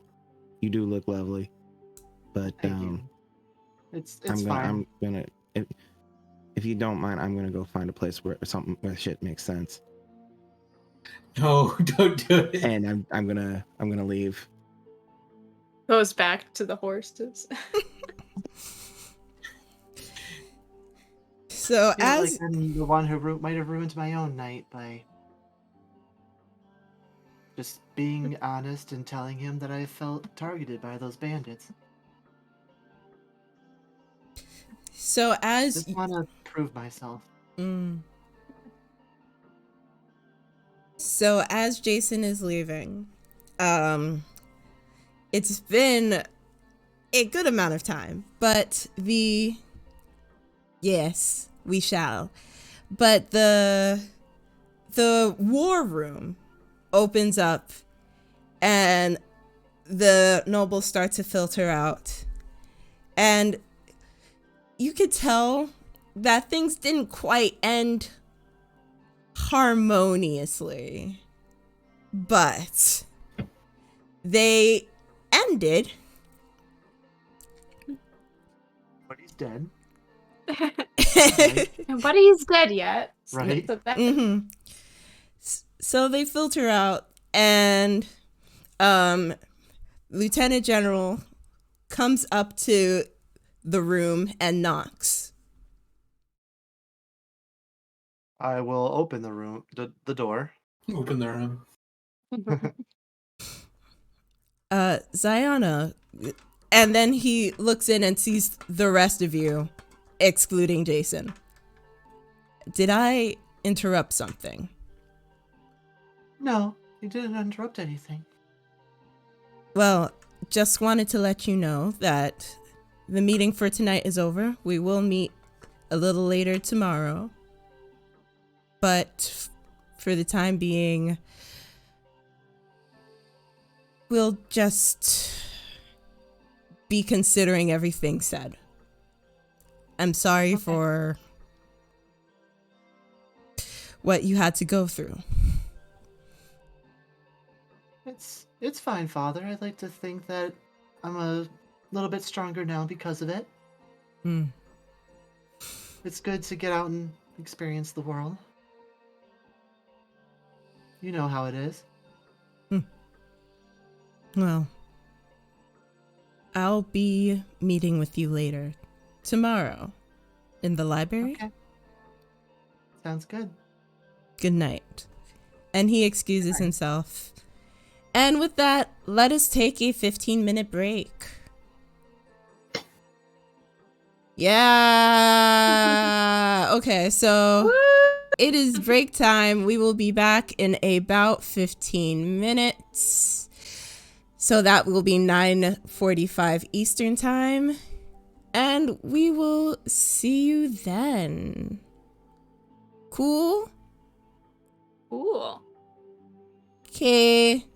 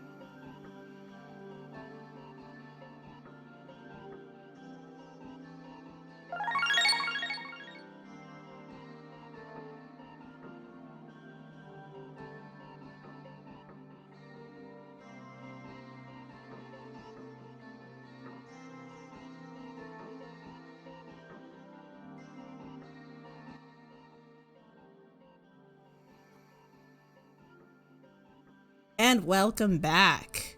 We are also back. And where we left off, the meeting has dissolved, though it doesn't really seem like it was an amicable dissolving. Jason has walked out to go to a place that makes sense. And I feel like everybody is probably feeling the tension in the air.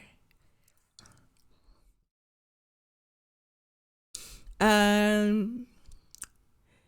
Ziana, Lieutenant General, bids you good night. Lets you know that there'll be another meeting tomorrow. Bless you. Another meeting tomorrow. And he also asked to meet with you tomorrow in the library. Yep. So he takes his leave. I take another little sip of the wine.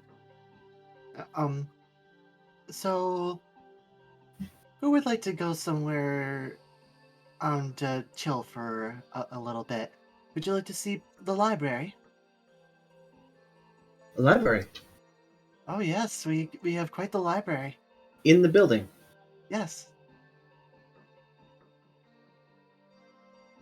I'd be more than happy to go, my lady. All right. Teldian, Sienna, you guys good to come, or do you just want to I'd be retire interested. for the evening?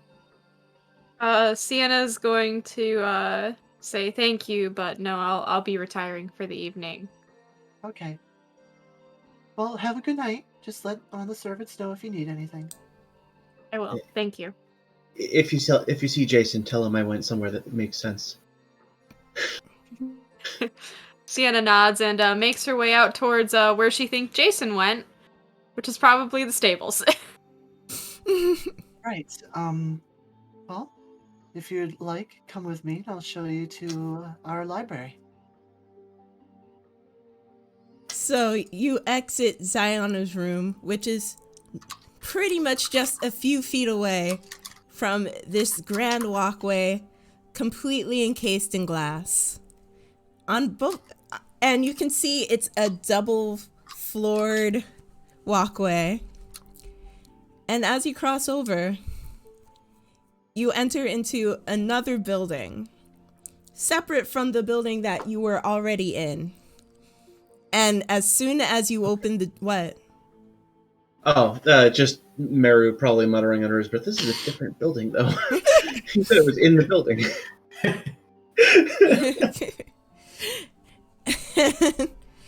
Meru is salty. And as you open the doors that are connected to the walkway, the first thing that arrests your eyes is the sheer expansiveness of the collection of items on this first floor. You can see artifacts. There are some fossils. There are some things that look like they're like weapons from other countries, tools from other cultures. It is a wide first floor of so many things that you never thought you'd see.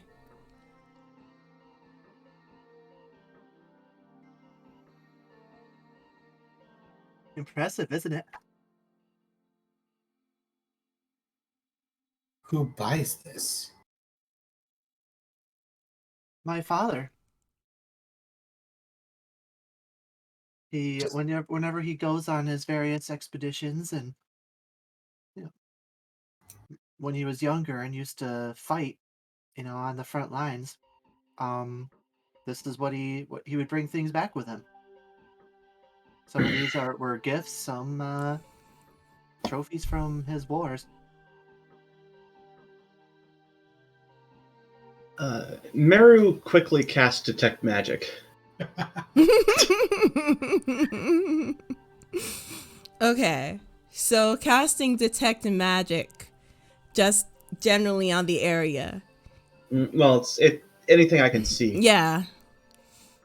you see a couple of things that have like a faint magic aura. If magic could fade from an item, that's what this feels like. But there are only select items that have that magical aura. Most of it are we is... talking? Sorry, go ahead. Oh, most of it is more like arcane magic. Nothing that's illusionary, at the very least. I'm mostly like looking around, and like this is a Meru's looking for things to spend his time staring at if he gets a chance to here, you know.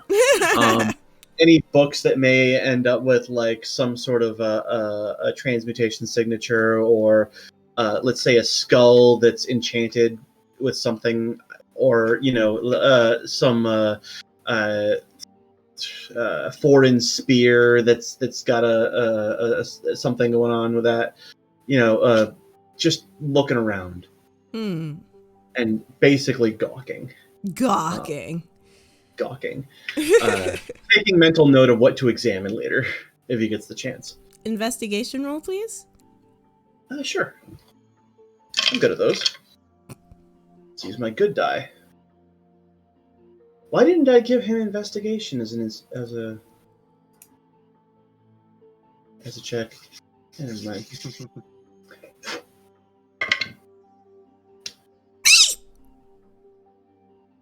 It's a 9. No, 7. Natural negative. 7. Well, as you're looking around, you're mostly just overwhelmed by the sight of the everything. There are, as you saw before, a couple of magical items, but nothing that seems like it would be particularly of interest to what you're looking for. Well, I'm not looking for anything. I'm just like memorizing book titles and the like. I'm yeah, shit's awesome looking. This is like to him, this is like walking into a museum full of stuff that ends up on those History Channel shows about aliens. You know, like it's all There it here, man. And briefly, quickly walking them through, Ziana will take them to the upstairs, and where there is a double door, and you walk through there, and it is an expansive library with several reading tables, a couple of sofas, and little torch lights on the side, and we're just rows and rows of books. Some of these like double stacked bookcases with slidable ladders. This is where I spend most of my free time. I can see why. There's just about anything that you could like here. History, magic, fairy tales, all kinds of things. Any compendiums of historic love letters? I'm sure there is if we look hard enough. That's what you're interested in. Mary's got its interests. No, not Too late. not like that, Yvonne. Too late. This is more like an analog would probably be like love letters that date back to World War II from Soldiers Afar type of thing. Whoever it's with, Meru, I ship it. I agree with Yvonne. I'm sorry. I don't mean to derail, but I can't help but think of like Meru and Ziana just reaching at the book and being like, oh, isn't this such a lovely letter? And they read it together, and just both of them being hopeless romantics. It would be so cute. Okay, I'm sorry. Continue. I ship it. In that case, Meru would probably be like, oh, no, you go ahead, ma'am. Or not ma'am, but My lady. my lady. My Yes. lady. No, not My quite, lady. I'm sorry. Continue. You know, the respectful deference that is suitable and probably not appreciated by Zayana. Zayana will lead Mira to an area where it's more like historical documentaries and different kinds of things like that. And if you're looking for something like that, it would probably be in this section right here. That's more like, letters from spouses or between lovers or families and those kinds of things, especially during times of war or strife or other such things. You have a whole section for it? Well, this is like the historical section, but yes, there might be some. Okay. History I can do. Okay. Jamie, put that down. Meru is in love. You have a whole section? No, that was a little bit of a have you ever heard of a very specific narrow interest, and then find a website that's dedicated to knowledge of all sorts of that thing, and you're like, you and Pokemon and Cerebi? Was that too loud? The ship has sailed. It is now a meaning of finding out the ship name. No, this is more along the lines of you remember when we went to the museum and not the museum, the library, and there were books of city layouts throughout history, especially in Massachusetts area. Yes. Yeah, it's like that, but there's a whole frickin' bookshelf dedicated just to maps about the cities within the state you're in, throughout history. It's like there's so much of it, there's nowhere to start, and you kind of get that feeling they're all going to be saying the exact same thing. And you're a little bit disappointed by it. While Meru is just gazing at this section of the bookshelf like, Zion is going to anything in particular you'd be interested in, Teldian? Do you have anything on trade history? Oh, yeah, absolutely. It's all going to be in this section right here, but if you're looking for particular, this region, did this and this region did that, there might be a book right over here. And I just grab one off the shelf. All right. Yeah, just, grab something, start looking it over. This is interesting. I almost picturing Zayana this doing makes sense.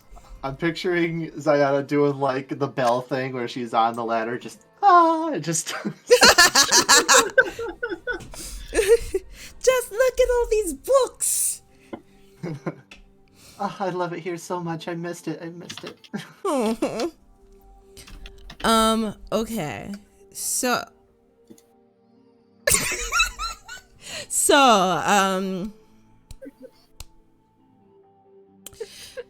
Teldian, are you looking very intently at the book collections?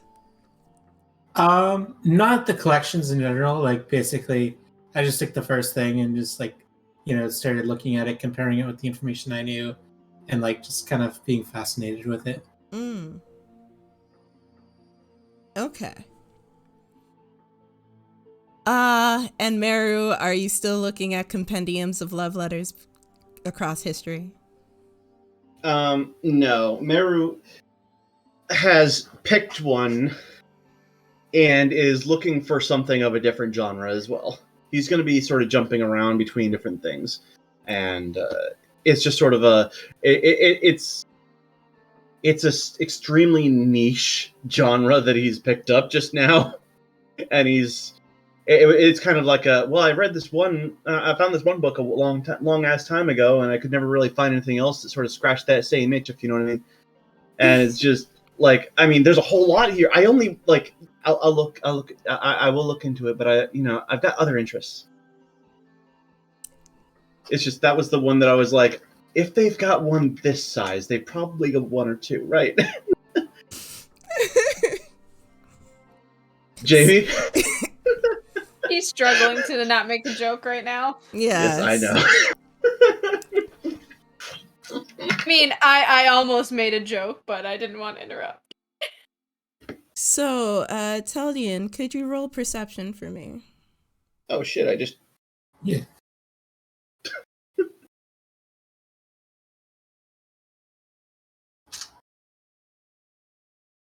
What is happening?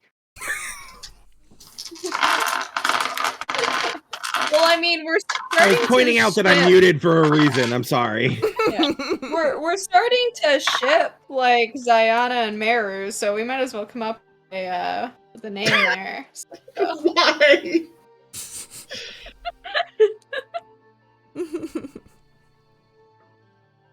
Perception Yeah. is 3.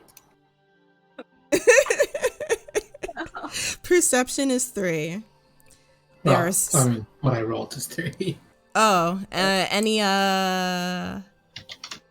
any modifiers? There we go. Jesus. Well, it was 2 before the modifier. Oh, ooh, okay. I rolled my dice, so I got the number we expected. There are so many books. There's so many books. Man, there are so many books. That's all I can tell you. So many books, so little time. Hey. Yes. Hi. Huh? Was it just me? You froze? Am I? Okay. Jamie's still moving. I see. Okay. Yeah, Okay. we're good. People are- I'm surprised it wasn't Yvonne. Yeah, it Yeah, was my just internet Howie. cut out or something. I don't know. It was Well, just we're all still Howie. here. Okay. Okay. I was worried. Froze looking like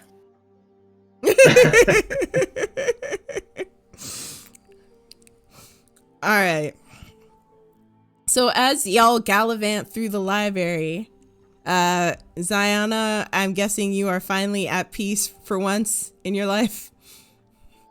Well, I'm doing very well for. I'll spend a good chunk of time just skating, just enjoying being in this atmosphere, and then I'm going to specifically try to look for any books regarding the Drow. Investigation. I want to compare that to With the history that. Hmm. I'm just wanting to compare, what the history that this Drow shared with the books that we have. With advantage, since I'm guessing you've poured over this library several times. Yes. With advantage, that is going to be a 23. Jesus Christ. You go to history of the local realm section, like Browlorand through the ages, and you find the section on the Drow. Looking through the books, it's pretty much all the familiar knowledge that you were told growing up. Mostly like textbook style, with some commentary about how early adventurers found the Drow and how strange their customs were, and how they seemed to live in a way that didn't seem like it was the most cultured. A lot of it was looking at them from the outside. So you cannot find much on Drow history, per se. But you do find how the people that eventually made up the kingdom of Browlorand observed them over the years. Okay. But it is very much an outside perspective. Okay. Anything else? Well, that'll do it. So, while y'all are gallivanting through the library, going to Sienna, who has gone off to the stables area to see poor little Jason patting the braided mane of Gladius.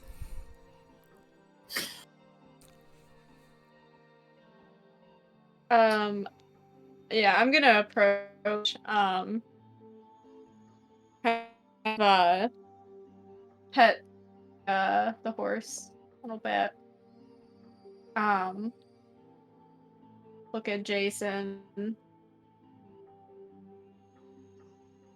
And, just kind of, like, nudge him a little bit. Hey, you alright?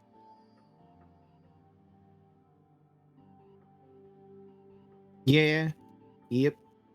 I don't.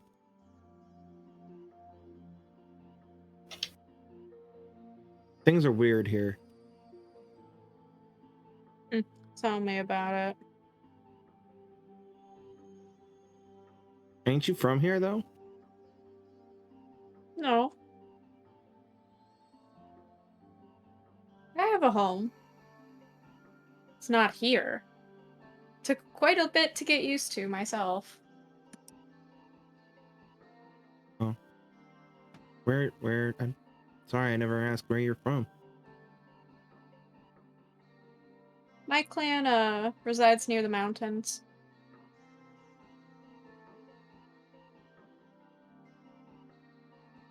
Never seen a mountain. Yeah, they're pretty Well, tall. I mean, up close. Of course, I've seen them in the distance. I've never been close to one. Yeah. I reside right in them. Nice. When you walk into the mountains, that's where my clan is. We Heard it never gets cold had there. well, yeah, it is a little cold. We never had the formal nobles or government where I'm from. Hmm? It was never a formal nobility. Took quite a while to get used to that dynamic.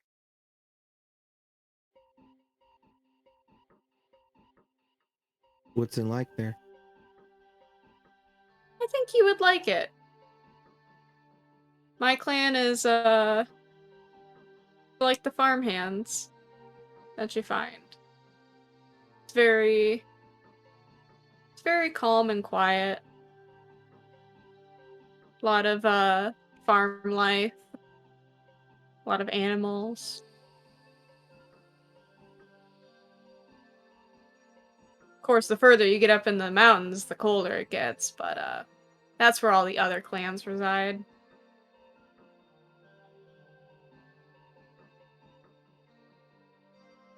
Sounds nice. Oh, Hope I see it someday. I hope you do, too.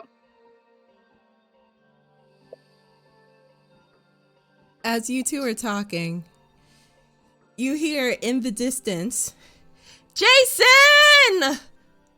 Why did you walk out like that? And looking up, you see stampeding towards you a quite too peppy, at least too peppy for what she's wearing, Genasi girl, just running towards you. Jason, you worried us. You can't do that. We're not always going to be here to protect you. It's Aurelista. I didn't see a problem with coming out here to where the horses are. It's not that. Like, yes, Mom and Arai were there, but if they weren't, then maybe you would have gotten in bigger trouble.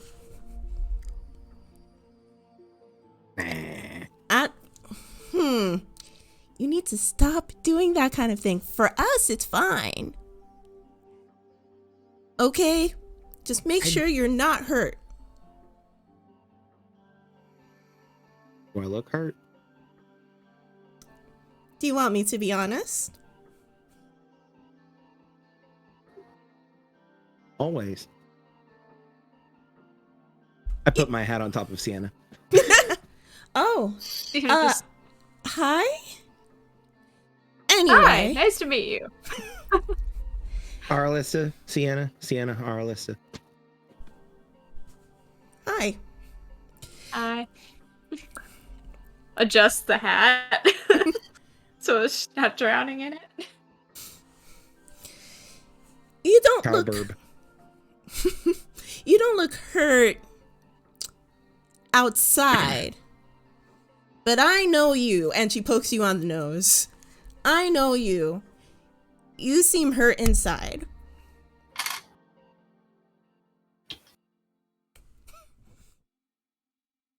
I don't know what you mean. You're lying to me.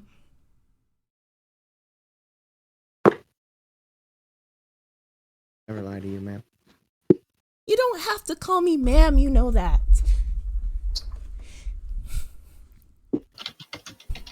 Well, apparently what I'm used to is wrong. It's not wrong for us. It's not wrong for us with our house and where we live and all of that. But not everyone is as cool as us, you know?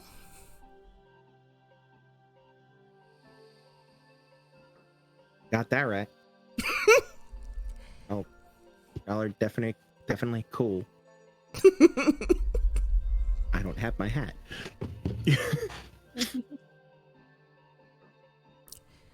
So, sorry, I interrupted something.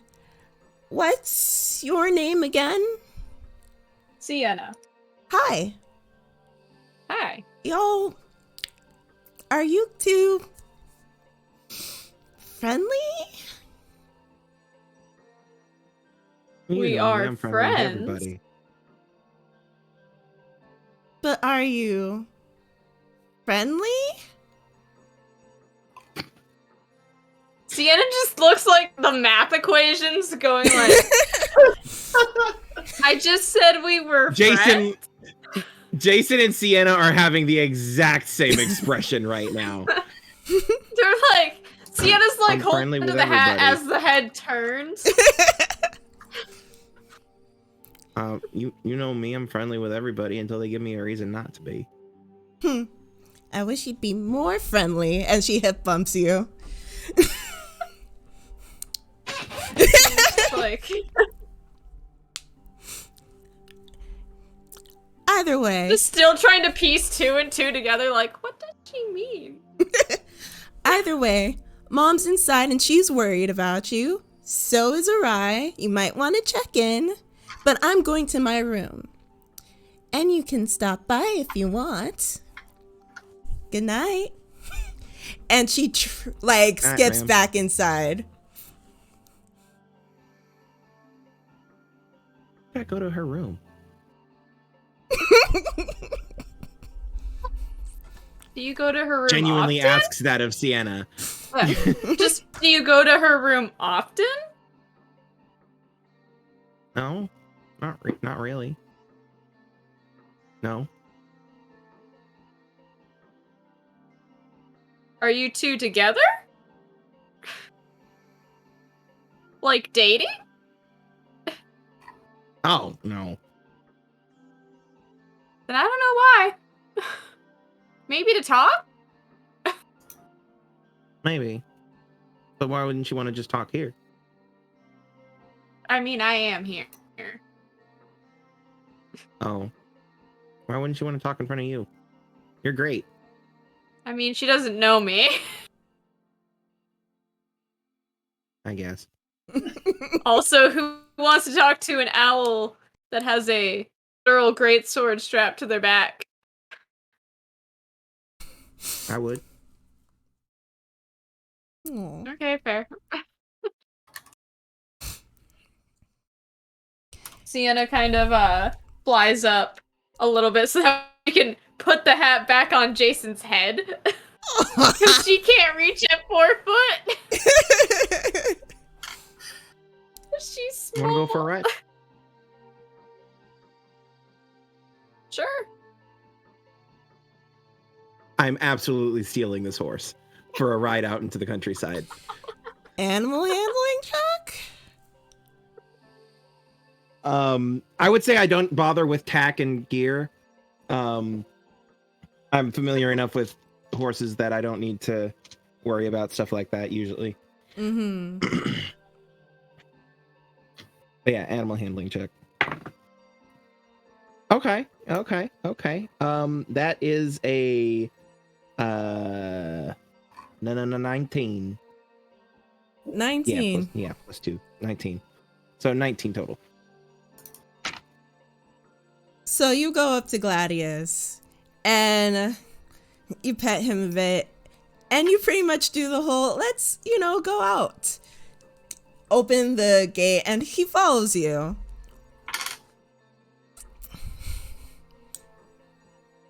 I guess y'all are going for a ride. Yes. So. At like 9 o'clock at night with no lights. Cool. I feel like Jason would know that's how you break a horse's foot. Sienna has I'm dark only going vision. out to, like, the pasture. I'm only going out to the pasture and stuff like that. Like, so I assume that they keep the grounds pretty decently. I'm not like going out into the woods or anything like that. Just gonna do a quick lap around the area or 2. Maybe 3. Maybe 5, depending on how Jason feels. Well, it depends on how the horse is feeling and how Sienna's feeling. If Sienna's having fun.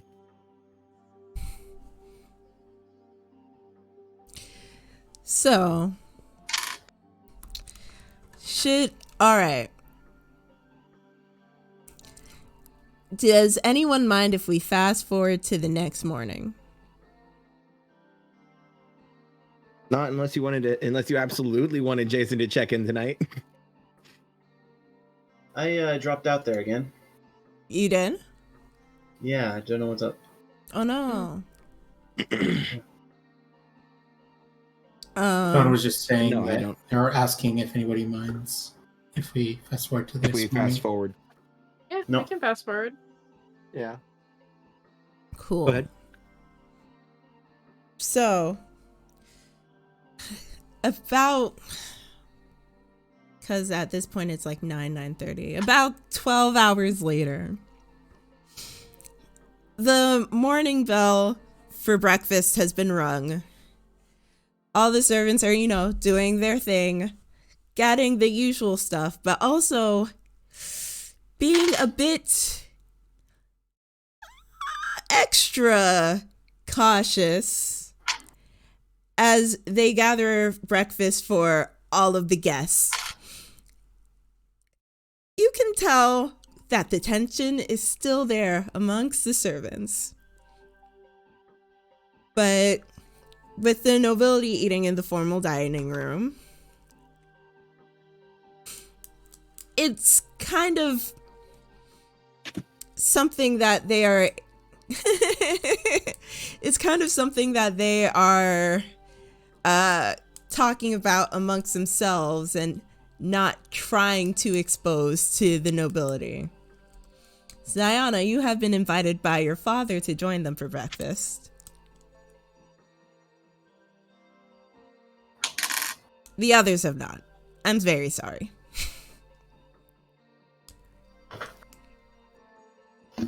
The others, y'all are told to go by the kitchen and get yourselves a plate of food.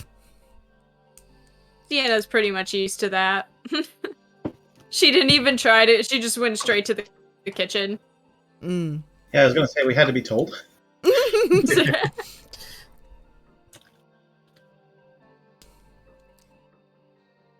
Yeah, I feel like I said in the chat, I feel like Jason slept in the stables. Mm-hmm. And absolutely tried to like go into the kitchen and help make food. Well, Got chased out by and all the probably servants. Yeah, at least 10 times got chased out. Definitely sworn at a few times. dang. Ziana, do you join your father for breakfast? I certainly do. Of course, this is a formal breakfast, so you would need to get dressed up and everything. So as you go into the formal dining room for breakfast, you see there's a spot left open for you by right by your father. So your father's at like the head of the table, and to his right side there's a spot for you. To his left there sits your brother and sister, and the rest of the table has all of the nobility there. As you take your place, you see your sister shoot daggers at you with her eyes, but keeps her mouth shut. But as you're eating, your father turns at you and says with a hushed voice, "Are you sure that you are okay?" You saying this to me? Mm-hmm. I whisper, I'm fine. Spend some time in the library. That always calms me down. Mm.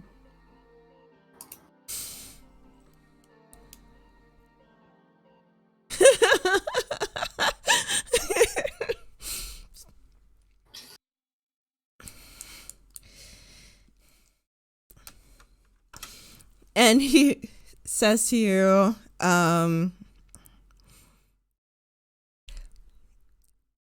forgot what I was going to say. Incredibly forgot what I was going to say because I was thinking about the perfume.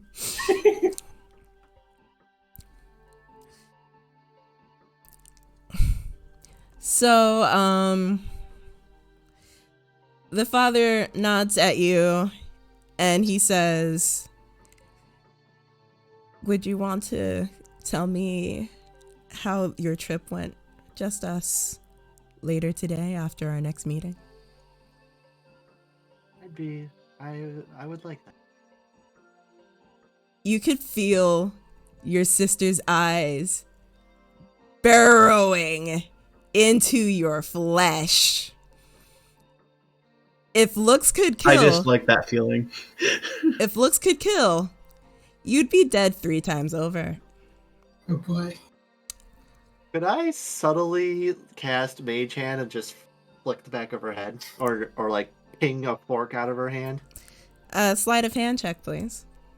Do you have Silent Cast? Is that what you're using specifically? I'm just casting Mage Hand. Is that verbal? Does that have a verbal component? I thought it was a somatic component. What? I thought it was really somatic. Yeah, it is verbal somatic. I'm just whispering it under my breath and just trying to be sneaky about it. So I guess that would be stealth, not sleight of hand. Or would it be both? Can't have both. 17. Yeah. 17. She's looking at you as she sees you muttering under your breath, and she thinks that you're saying something about her. But before she can say anything, the fork in her hand flies out and onto the carpeted floor. She looks like she will erupt. And she says, "Servant, get me another fork." Is Zion telekinetic?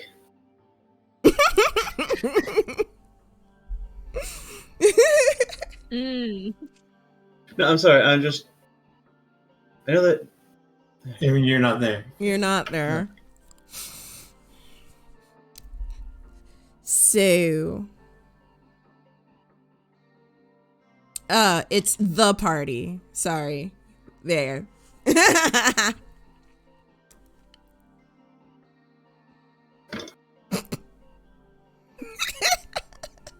I forgot what I was going to say.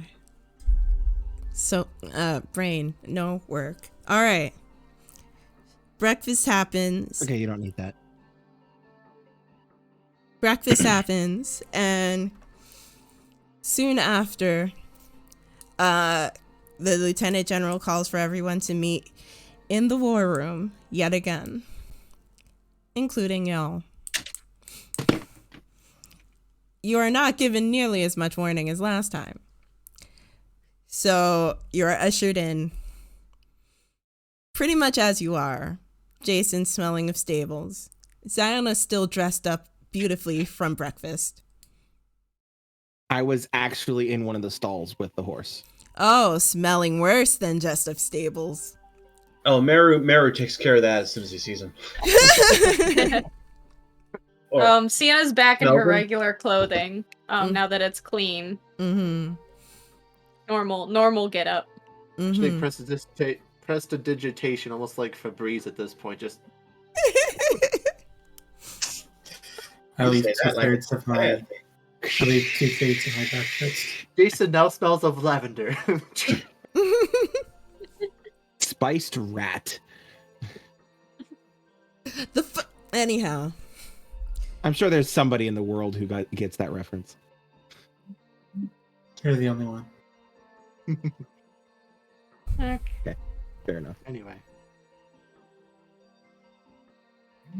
So, the meeting is called, and you return to the spots where you were standing the night before. The nobles return to their spots, and tensions have still not settled. But as soon as everybody settles in, sits down, Yunara basically stands up and proposes, "We've already sunk too much effort and too much money into this group, and we already know that they have defended themselves against anything that has come their way. And we already know that Jason has proven himself capable.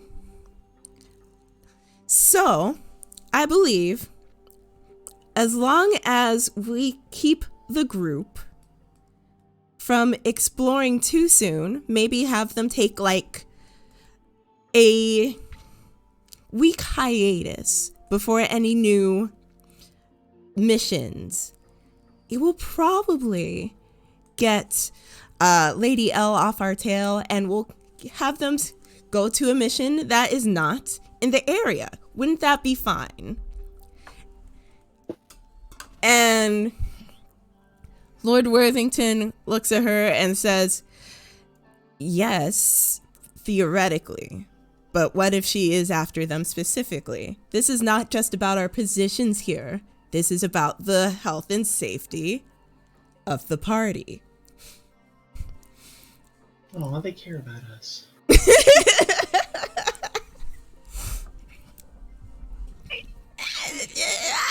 And Their it just kind of investments. smirks as she's standing at attention, like, "Oh, you poor thing." Oh, Meru doesn't Not say that loud. saying it out loud, but just like, "Oh, bless your heart" type of look. Oh no. Oh no. No, Meru my wasn't saying this camera. out loud. So, brain go burr. As this discussion like crops up, sorry, still working on remembering all the names. Count Folke. Did I pronounce that correctly? Folka. Folke. Count Folke pipes up and says, "As much as I admire your worry for this team that has been assembled, they have proven quite capable. I believe that we should let them continue on." And opinions just keep getting tossed here and there. And as they're discussing, I believe it's, yes.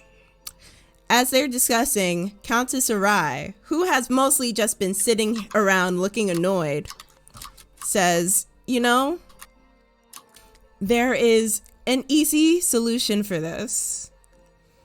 We have to hear out the person here who's actually been with them and has experience. Bird Girl. Bird Girl. Which one? There's only Girl. one bird girl. Bird girl. Yeah, but Meru does look. No, he I doesn't. mean, as soon as you said bird, it's okay, which one? Sienna's already standing at attention, paying attention. Is she, like, summoning her there? Okay, she's standing at attention, says, Bird Girl, in your opinion, as a person who's been in the army, do you think that this group would survive another encounter as you've experienced? Or worse? Sienna, contemplates her words. Just because she knows how last night went. Like, you can tell she has, like, a thoughtful look. And she turns back to them and says, I would trust any one of these people with my life. And there you have it. Now, wasn't that simple? And you can tell there's some muttering with the individuals. Why can't I get this to focus? There's some muttering with the nobles. Some of them are not fully convinced, but you could tell that the words of Sienna has given a bit more credence. There we stinking go. Okay. So, says Lieutenant General, suppose that they do take a hiatus for about a week. How would we make sure that they're protected? Aralista says, why don't you just have them stay here? If they divide up, then they're probably going to get attacked individually or something. So they should just stay here for like the week, and y'all know how to fight. And if anything happens, you'll have the wall. Yeah?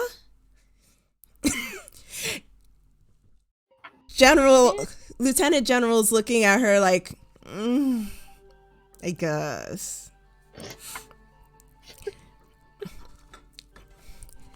But they should be able to visit their own homes, or if they need to gather anything before the next mission. Speaking of, what were the things that you were able to acquire? We know that we didn't get to talk about it, but we did send you there on a mission. And suddenly all the attention in the room turns to y'all. Well, sir, we didn't bring it with us, unfortunately. But we did find a number of things. I believe we found at least one thing for every category that was given to us. Okay, what did you find? Itemize it.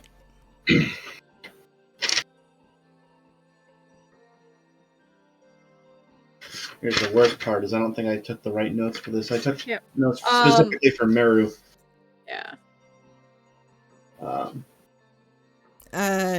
Jamey? Sienna with her Slings his military backpack, which he kind of kept- memory Yeah, steps please. forward.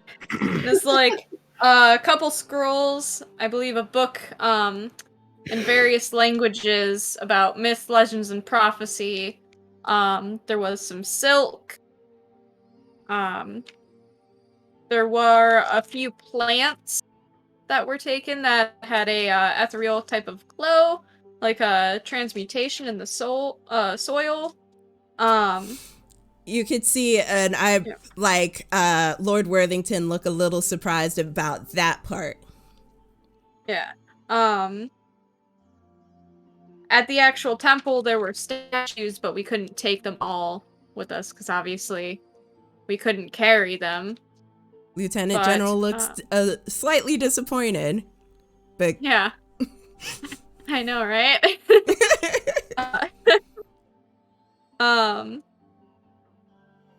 Some scrolls, and let's see. I think that was all we really took. There was a Bolts of cloth and fabric for. Yeah, made from the silk from the Fantastic. spiders. Hmm. That what was about already Telbian's prophetic scripts? Did Yep. we find anything for that? That was mentioned. Yes, we did. That was Scrolls. only a couple pages, which I had to remove from the book because the book was too destroyed. Mm. And I feared the rest of the pages getting damaged. Justifiable. Yeah, some plants. Meru did get his hands on a spell book, it seems, or a book of some sort that was giving off some sort of magical aura. Yeah, so they basically list everything off. Yeah. And that. But yeah, there's not really Point. much that we could have carried in terms of origin stuff, minus the books and the scrolls. Forget, what did we get for Ziana? What did we... Ziana's stuff was... I think you got some of the tapestries. Yeah, we pulled some tapestries. At that moment, Ziana would you like to see it now, Father? You know, I believe we could all use a good mood changer. Yes. Ziana will attempt to take out the tapestry with a little and she'll unfurl it on the floor. On the floor? Well, it's a pretty big tapestry, isn't it? Yes, but it would fit on You the could table. probably do it on the table. Oh, okay. Well, I'll put it on the table then. So as you unfurl it on the table, the brilliance of this silk is surprising. Underground, it was pretty already, and the luminescence from the crystals and everything did make it have a beautiful sheen, but in proper light, it's almost brilliant.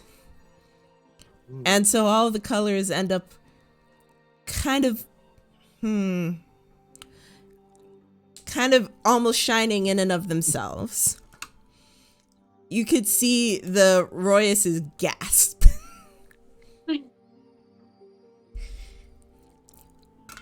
I'm assuming at that point we also take out the silk that Jason had snagged. If you take out the silk, Aurelista instantly squeeze.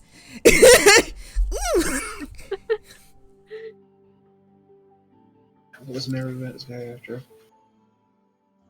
Yunara says, this kind of silk hasn't been available for decades. Giant fuck off spiders. How giant? We saw one, it was massive. But they produce this silk. Seemed to be that way. You could see gears turning in her head. Does she want a giant spider now, is the question. Probably. You see the gears turning, but she says nothing more. Diana will look over to her father as everything's being distributed and, isn't it beautiful, Father? It is quite the exemplary job. Still it held together so well after all those years of being abandoned.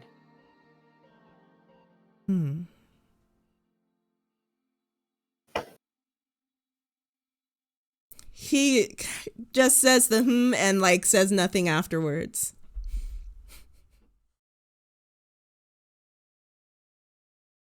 Okay. So, after all the things are distributed, the Royces getting their silk and a few gems.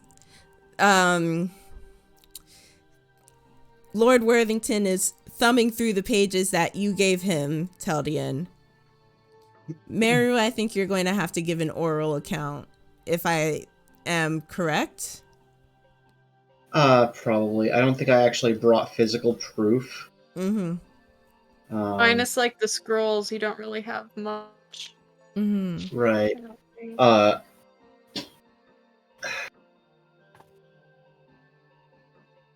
So, as all the things have been distributed, I will say that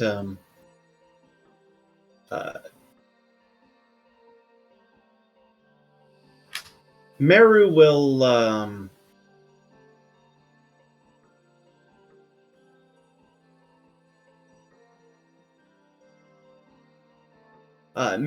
while everybody's focusing on the silks and the tapestries and whatnot, mm-hmm. he will perform the somatic gestures for a message spell directed at Lord Wytham. Okay. And indicate that he does have the information that he was looking for, but it's of a sensitive nature and would best be discussed in private. Can he reply to this message? Yes, he can. I want to say he's familiar with this spell.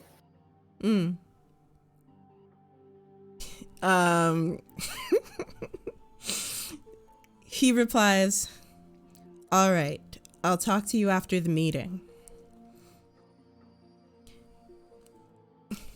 So, with all the things distributed, and people still like being like, "Oh, they were able to get this, so this didn't go bad. This didn't go bad." Like you could feel like that's the like that's the general consensus amongst the people. So, Countess Harai says, "So this is how it should go. Everyone should bunk down here for at least a week. If anyone needs to go, travel back to their hometown, get supplies, what have you, then we'll let them go, but we'll keep an eye on them through a covert means, not to attract attention. They'll gather back here, and then we'll send them on their next mission. Does that sound good?" And of course, you can see a bit of ruffled feathers, no pun intended, from Count Folke, and a little bit from the Lieutenant General. But Lord Worthington says that sounds fair. And of course, the other Royces nod in agreement. Lieutenant General turns to you, Ziana, and says, "Does this sound okay to you?" Yes, it's very agreeable.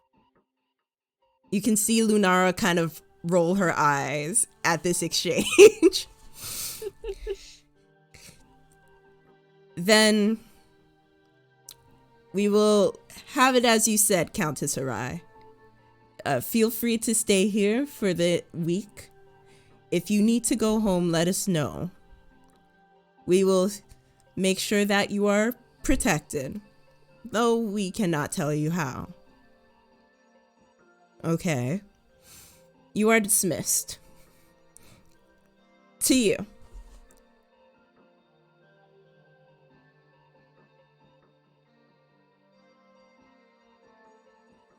You are dismissed. Kind of looking at you to okay, leave. I'm sorry. Sorry. I'm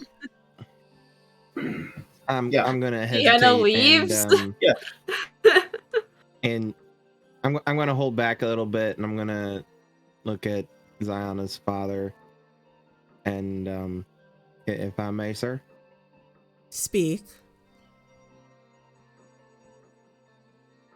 I want to apologize for last night. I spoke out of turn, and like, if he was a machine, there'd be smoke coming out of his ears because he's thinking really hard about his words before he says them.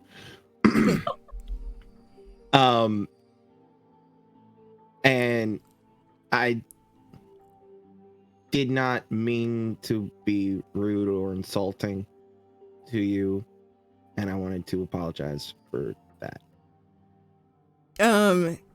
After you say this, Araya says he means it. He's more like an overactive puppy, if that makes sense. He doesn't mean to be disruptive. It just happens sometimes.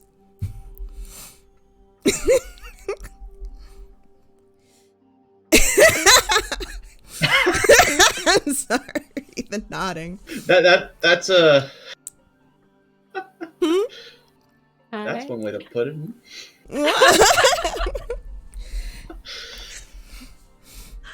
Oh boy. The lieutenant general nods and says, "Thank you for the apology. You may go." And I'm gonna tip my hat and dip out. Well, I'll follow Jason, and I'll just give a little nod to my dad before I leave. So, after you leave, a couple of moments later, the rest of the nobility leave as well. They all kind of divide up, each of your masters coming to like touch base with you. Mario, let us start with you first. Okay. So, as I'm so sorry if I keep pronouncing it wrong, Count Folke. As Count Folke comes out, he sees you and says, meet me in my come with me to my quarters. We'll talk about this further. And you both walk away from where you've been staying and into a whole different wing that is a lot nicer than where you were.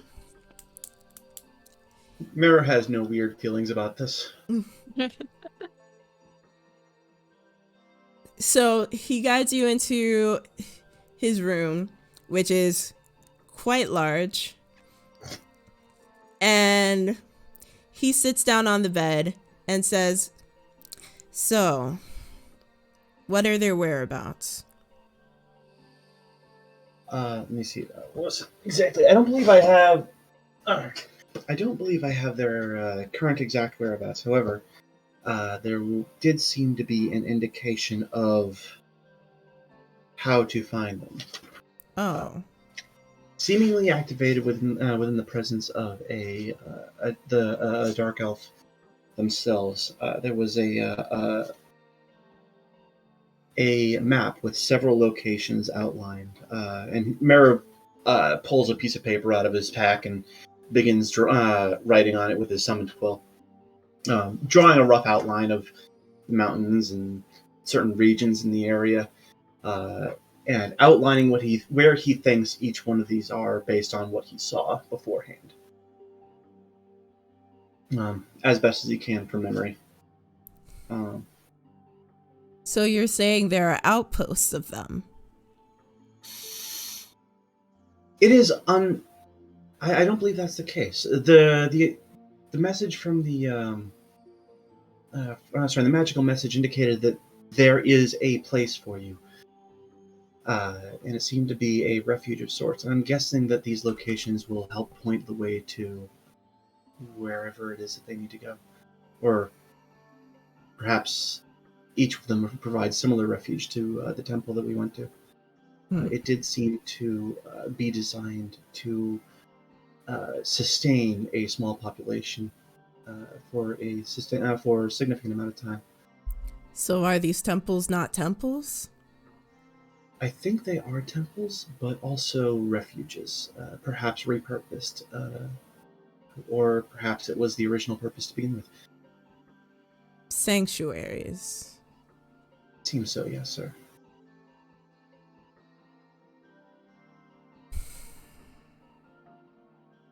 No wonder Lady L is after this. Good job. Of course, sir.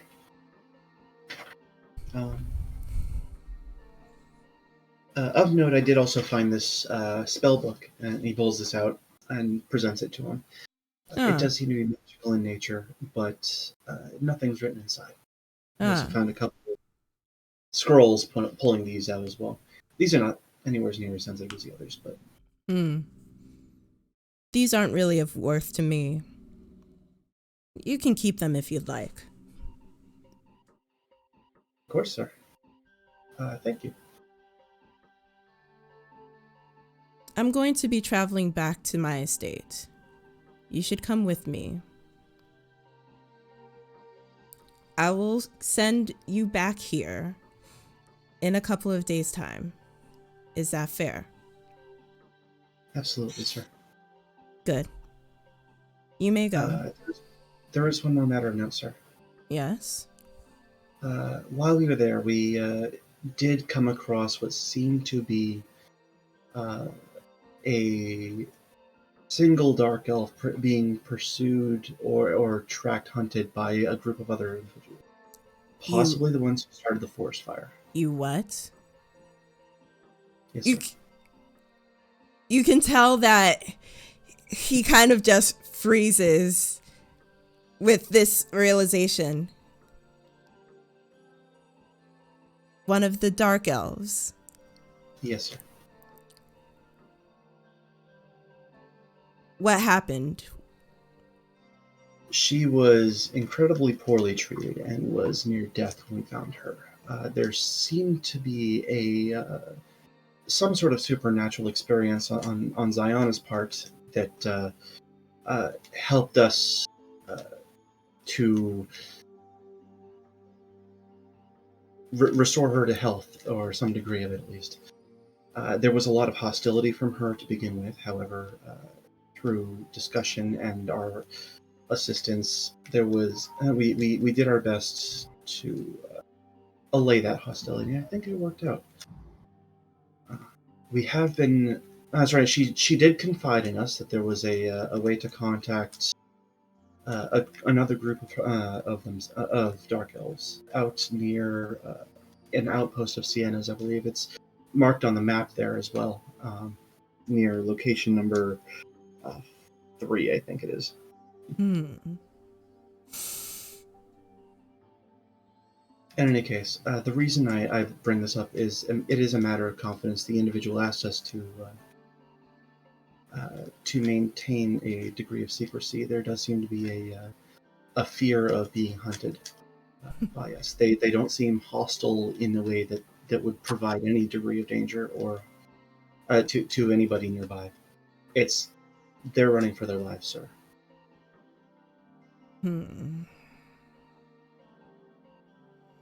And my telling you this would look bad to the rest if the rest of the group found out. I would appreciate it if you didn't mention it, sir. He nods. And you could tell that he's just in contemplation. You may go. Thank you, sir. And Mary leaves.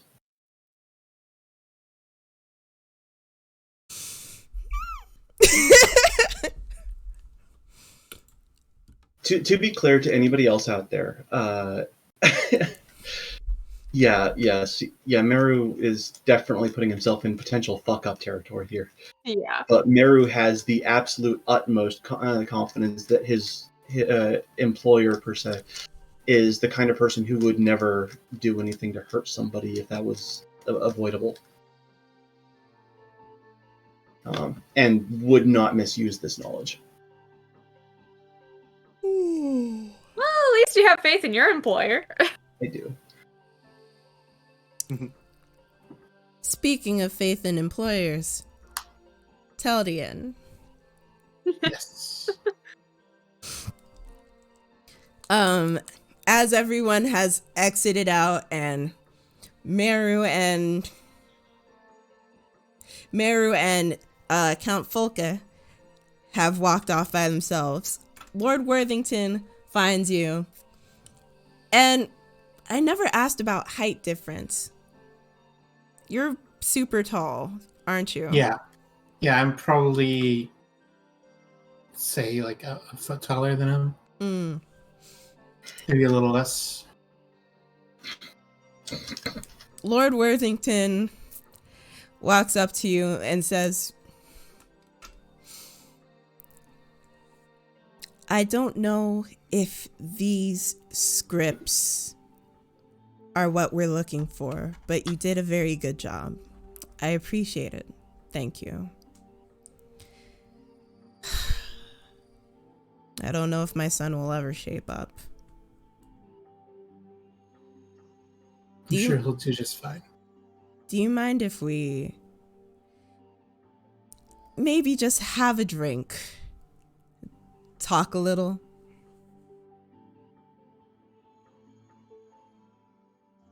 That would be fine. All right. It'd be my pleasure. A servant passing by hears this and comes over to like attend, asks if they need anything, and he says, just a drink for me and my friend here. And they go back into the war room and sit down, and you could tell Lord Worthington is weary.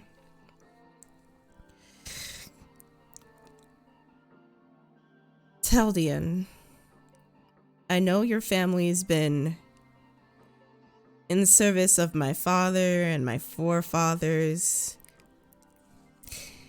and that we've had this prophecy going on behind us for years. But I'm starting to worry that it's fake. I have every confidence that it is not. I don't see how. I know that the prophecy said that there would be something great coming from our family, something world-changing, potentially, but I don't see it. I'm already old. My time is come and gone. I haven't changed the world. And all there's left is my son, and you know that he hasn't found his way yet. If we could see it, then there wouldn't need to be a prophecy about it. Perhaps.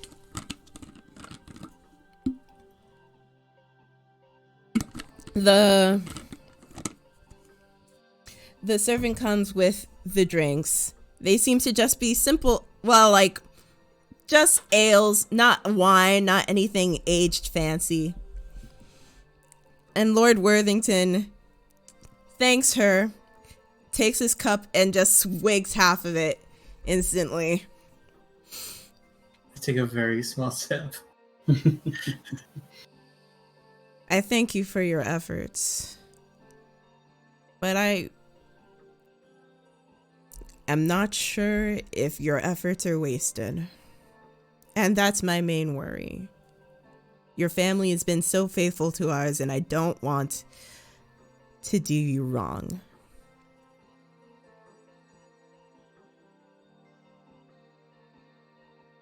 You haven't done me wrong. It has been my pleasure to serve you. Would you do a favor for me? Anything. There are a couple of upcoming businesses down in the capital, and they're making a number of waves in the economy. Could you go scout them out for me sometime this week? Yeah, I'll get on it first thing in the morning. No rush. You deserve a vacation after all of that.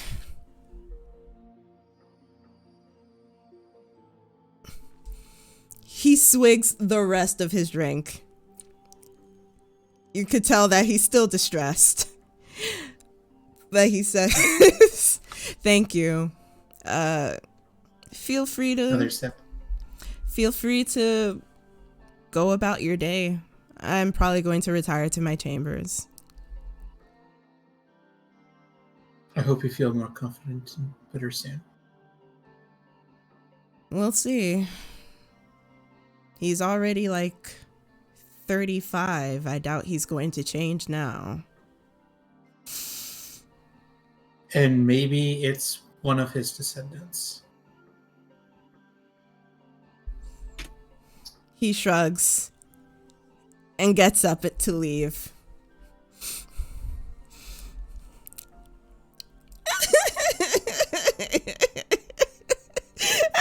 I'm sorry. I'm sorry. My brain said, you think that chode's gonna get married?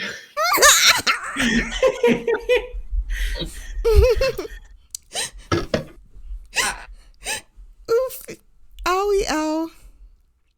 The bones. Yikes. The one who turns 34 this year. Yeah, but trust me, you're not what this guy is talking about. You'll see. Okay, as so long as we'll see later. Mm-hmm. Ziana. Your dad, as he exited the war room, saw you, nodded, and walked towards the library.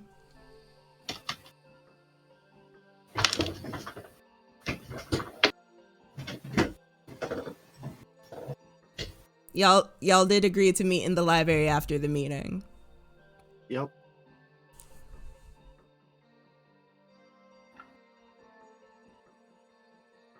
So are you walking towards the library? I am. Okay, I didn't know. Okay. So your dad, with his swift gait, has already made it to about the walkway in between the two buildings. But give me a second. I need to roll a thing.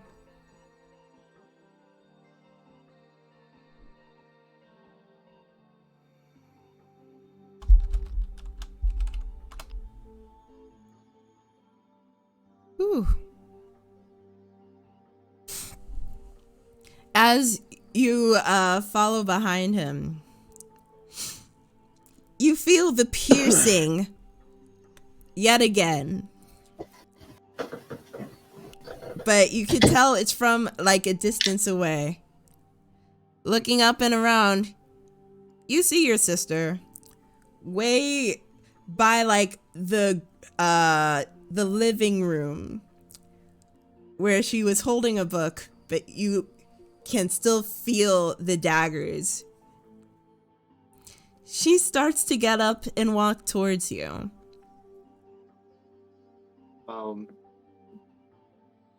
I'm following my father, so she can just. She starts to walk faster.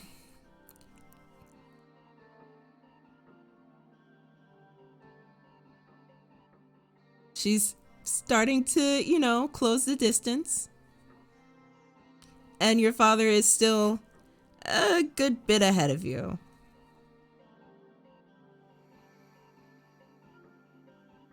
Diana takes a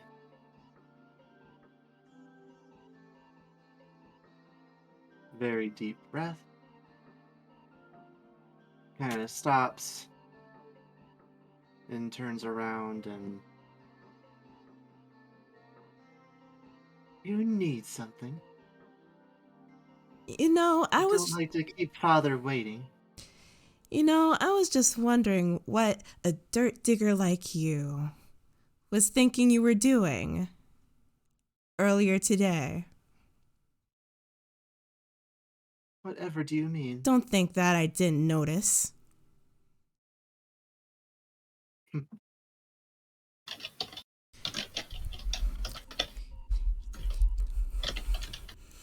You may be Father's little toy right now, but trust me,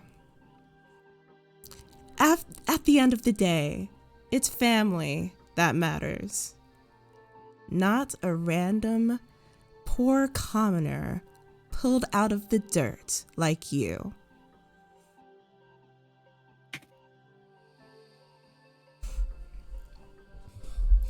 And she leaves.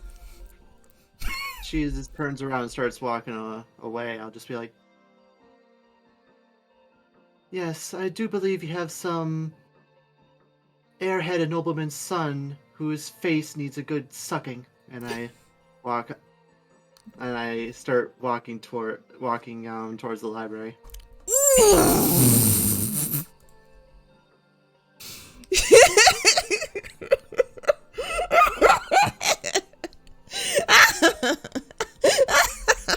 I'm sorry. She hears that and she turns around to see you already in the walkway. And she knows that if she were to pursue you, she would just end up bumping into her dad. So she just and turns and walks away back to where she was, seething. That's definitely going in the notes.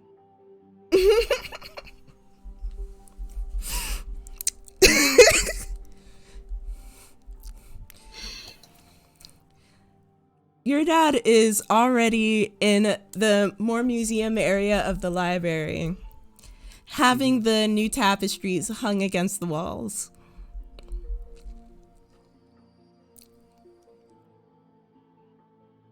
I just walk up beside him, and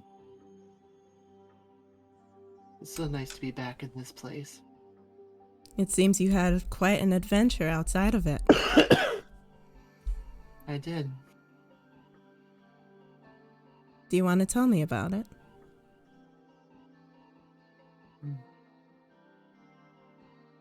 It just felt so...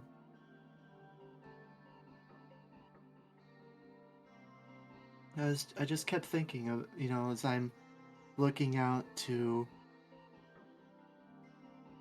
I found that tapestry and all these other beautiful things that these, drow are capable of, but at the same time, they basically left me to die. How can a people capable of such beauty be capable of such cruelty? The world is like that, unfortunately. I don't know how such a cruel race of people made someone as sweet as you, Ziana.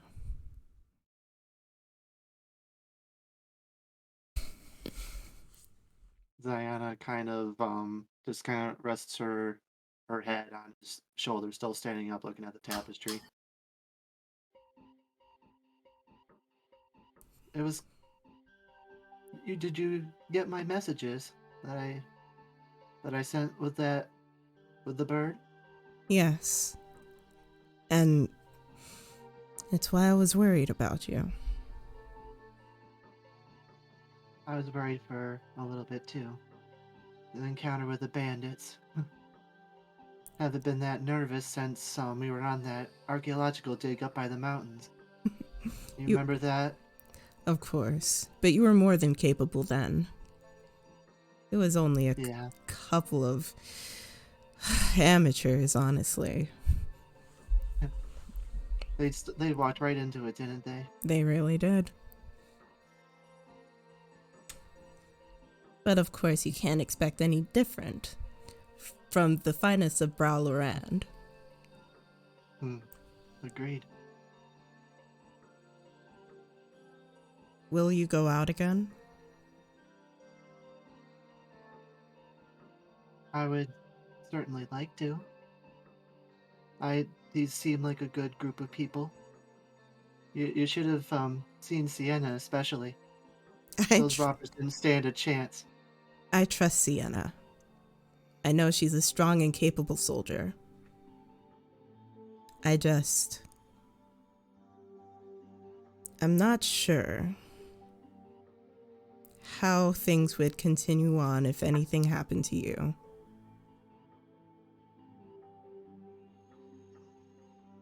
He glances at you with a look of concern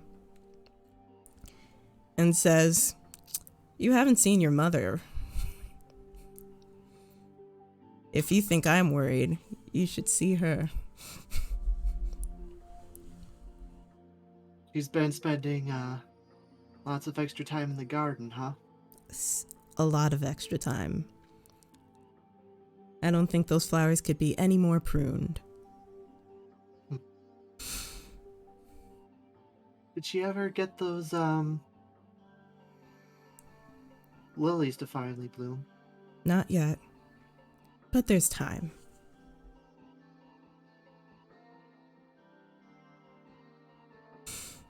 There's something...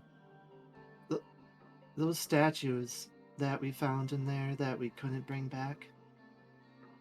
Should I dispatch a team? We could possibly retrieve them. If you think they'd be a handsome addition to the library. I don't know if I'm ready for that. It looked just so much like me. I'm still kind of shaken about it, you know? I see.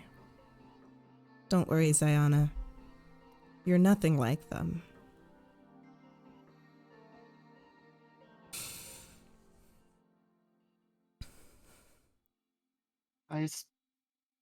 I know. You and Mother have always been kind, and Brother to an extent as well. But I can't help but see the way that certain people look at me. That the way they judge me just because of my skin and my ears, and it still hurts. I I understand. just want to prove that I'm just as capable as anyone else, you know? Mhm. That's why I want to keep going out. I want to prove my worth to this family, and I just want to repay you for saving my life. You don't have to repay me or earn your worth. Family is family. And you're that. She gives him a pretty strong hug with that statement. He hugs back and says, "Hey, let's look over those past archaeological digs, That sounds amazing." So you two go off to look back on old memories. Aw. Ew, that was a lot more mushy than I thought it'd be. Anyhow. Aww. Cute. Adorable. I'm a little concerned by the amount of trust that General has in me, but... You're a very capable warrior. Yeah. Oh, things are gonna go bad.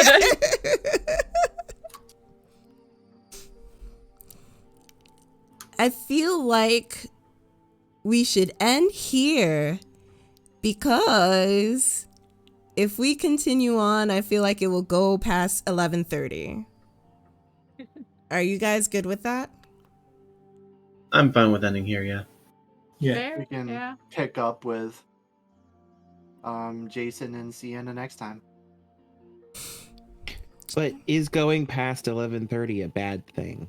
For the sake of sleep, yes, it is. It's for me. Yvonne needs sleep to plan more sessions. And also just, to Fine. stream tomorrow. Because I am streaming tomorrow at 1 o'clock Ye- Eastern and 7 o'clock Eastern. We need that long rest. Mm-hmm. Yeah. But once again, thank you to our entire party here.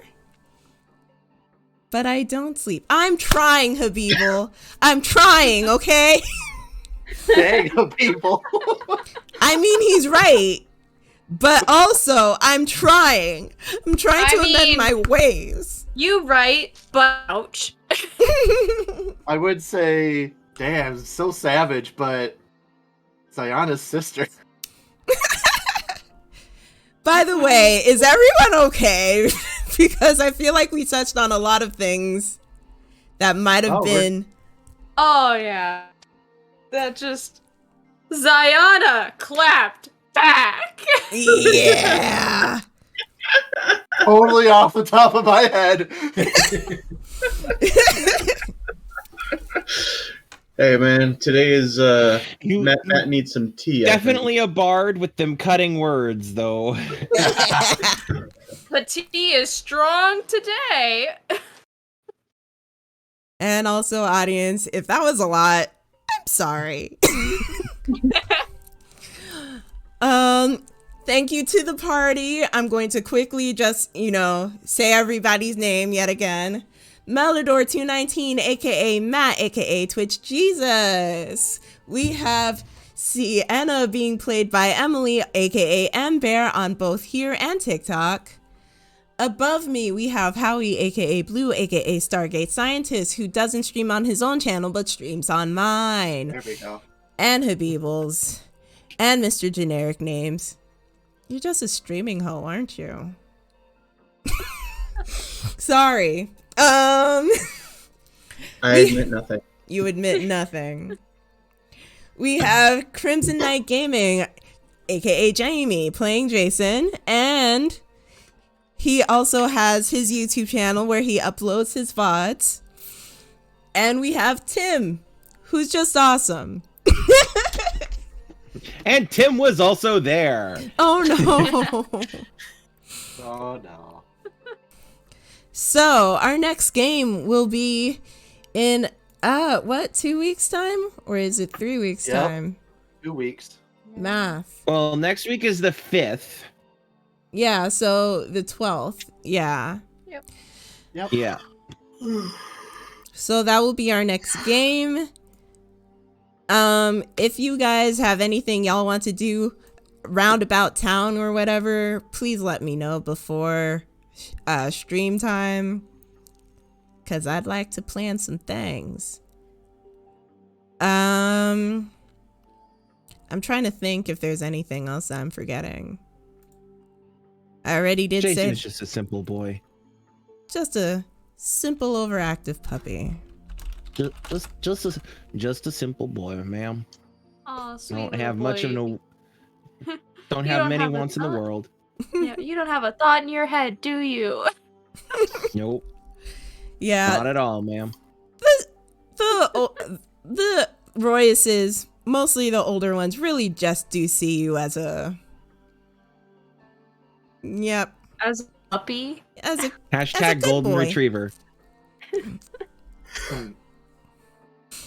So, yes, I guess that's it. Next game is March 12th. And I will be streaming tomorrow. And you should check out these other guys when they're streaming and making content. And I'm gonna try and sleep. I hope everyone has a lovely night. And we'll see you next time. Say bye, everybody. Bye. Everybody. Good night. Later, ma'am. Bruh.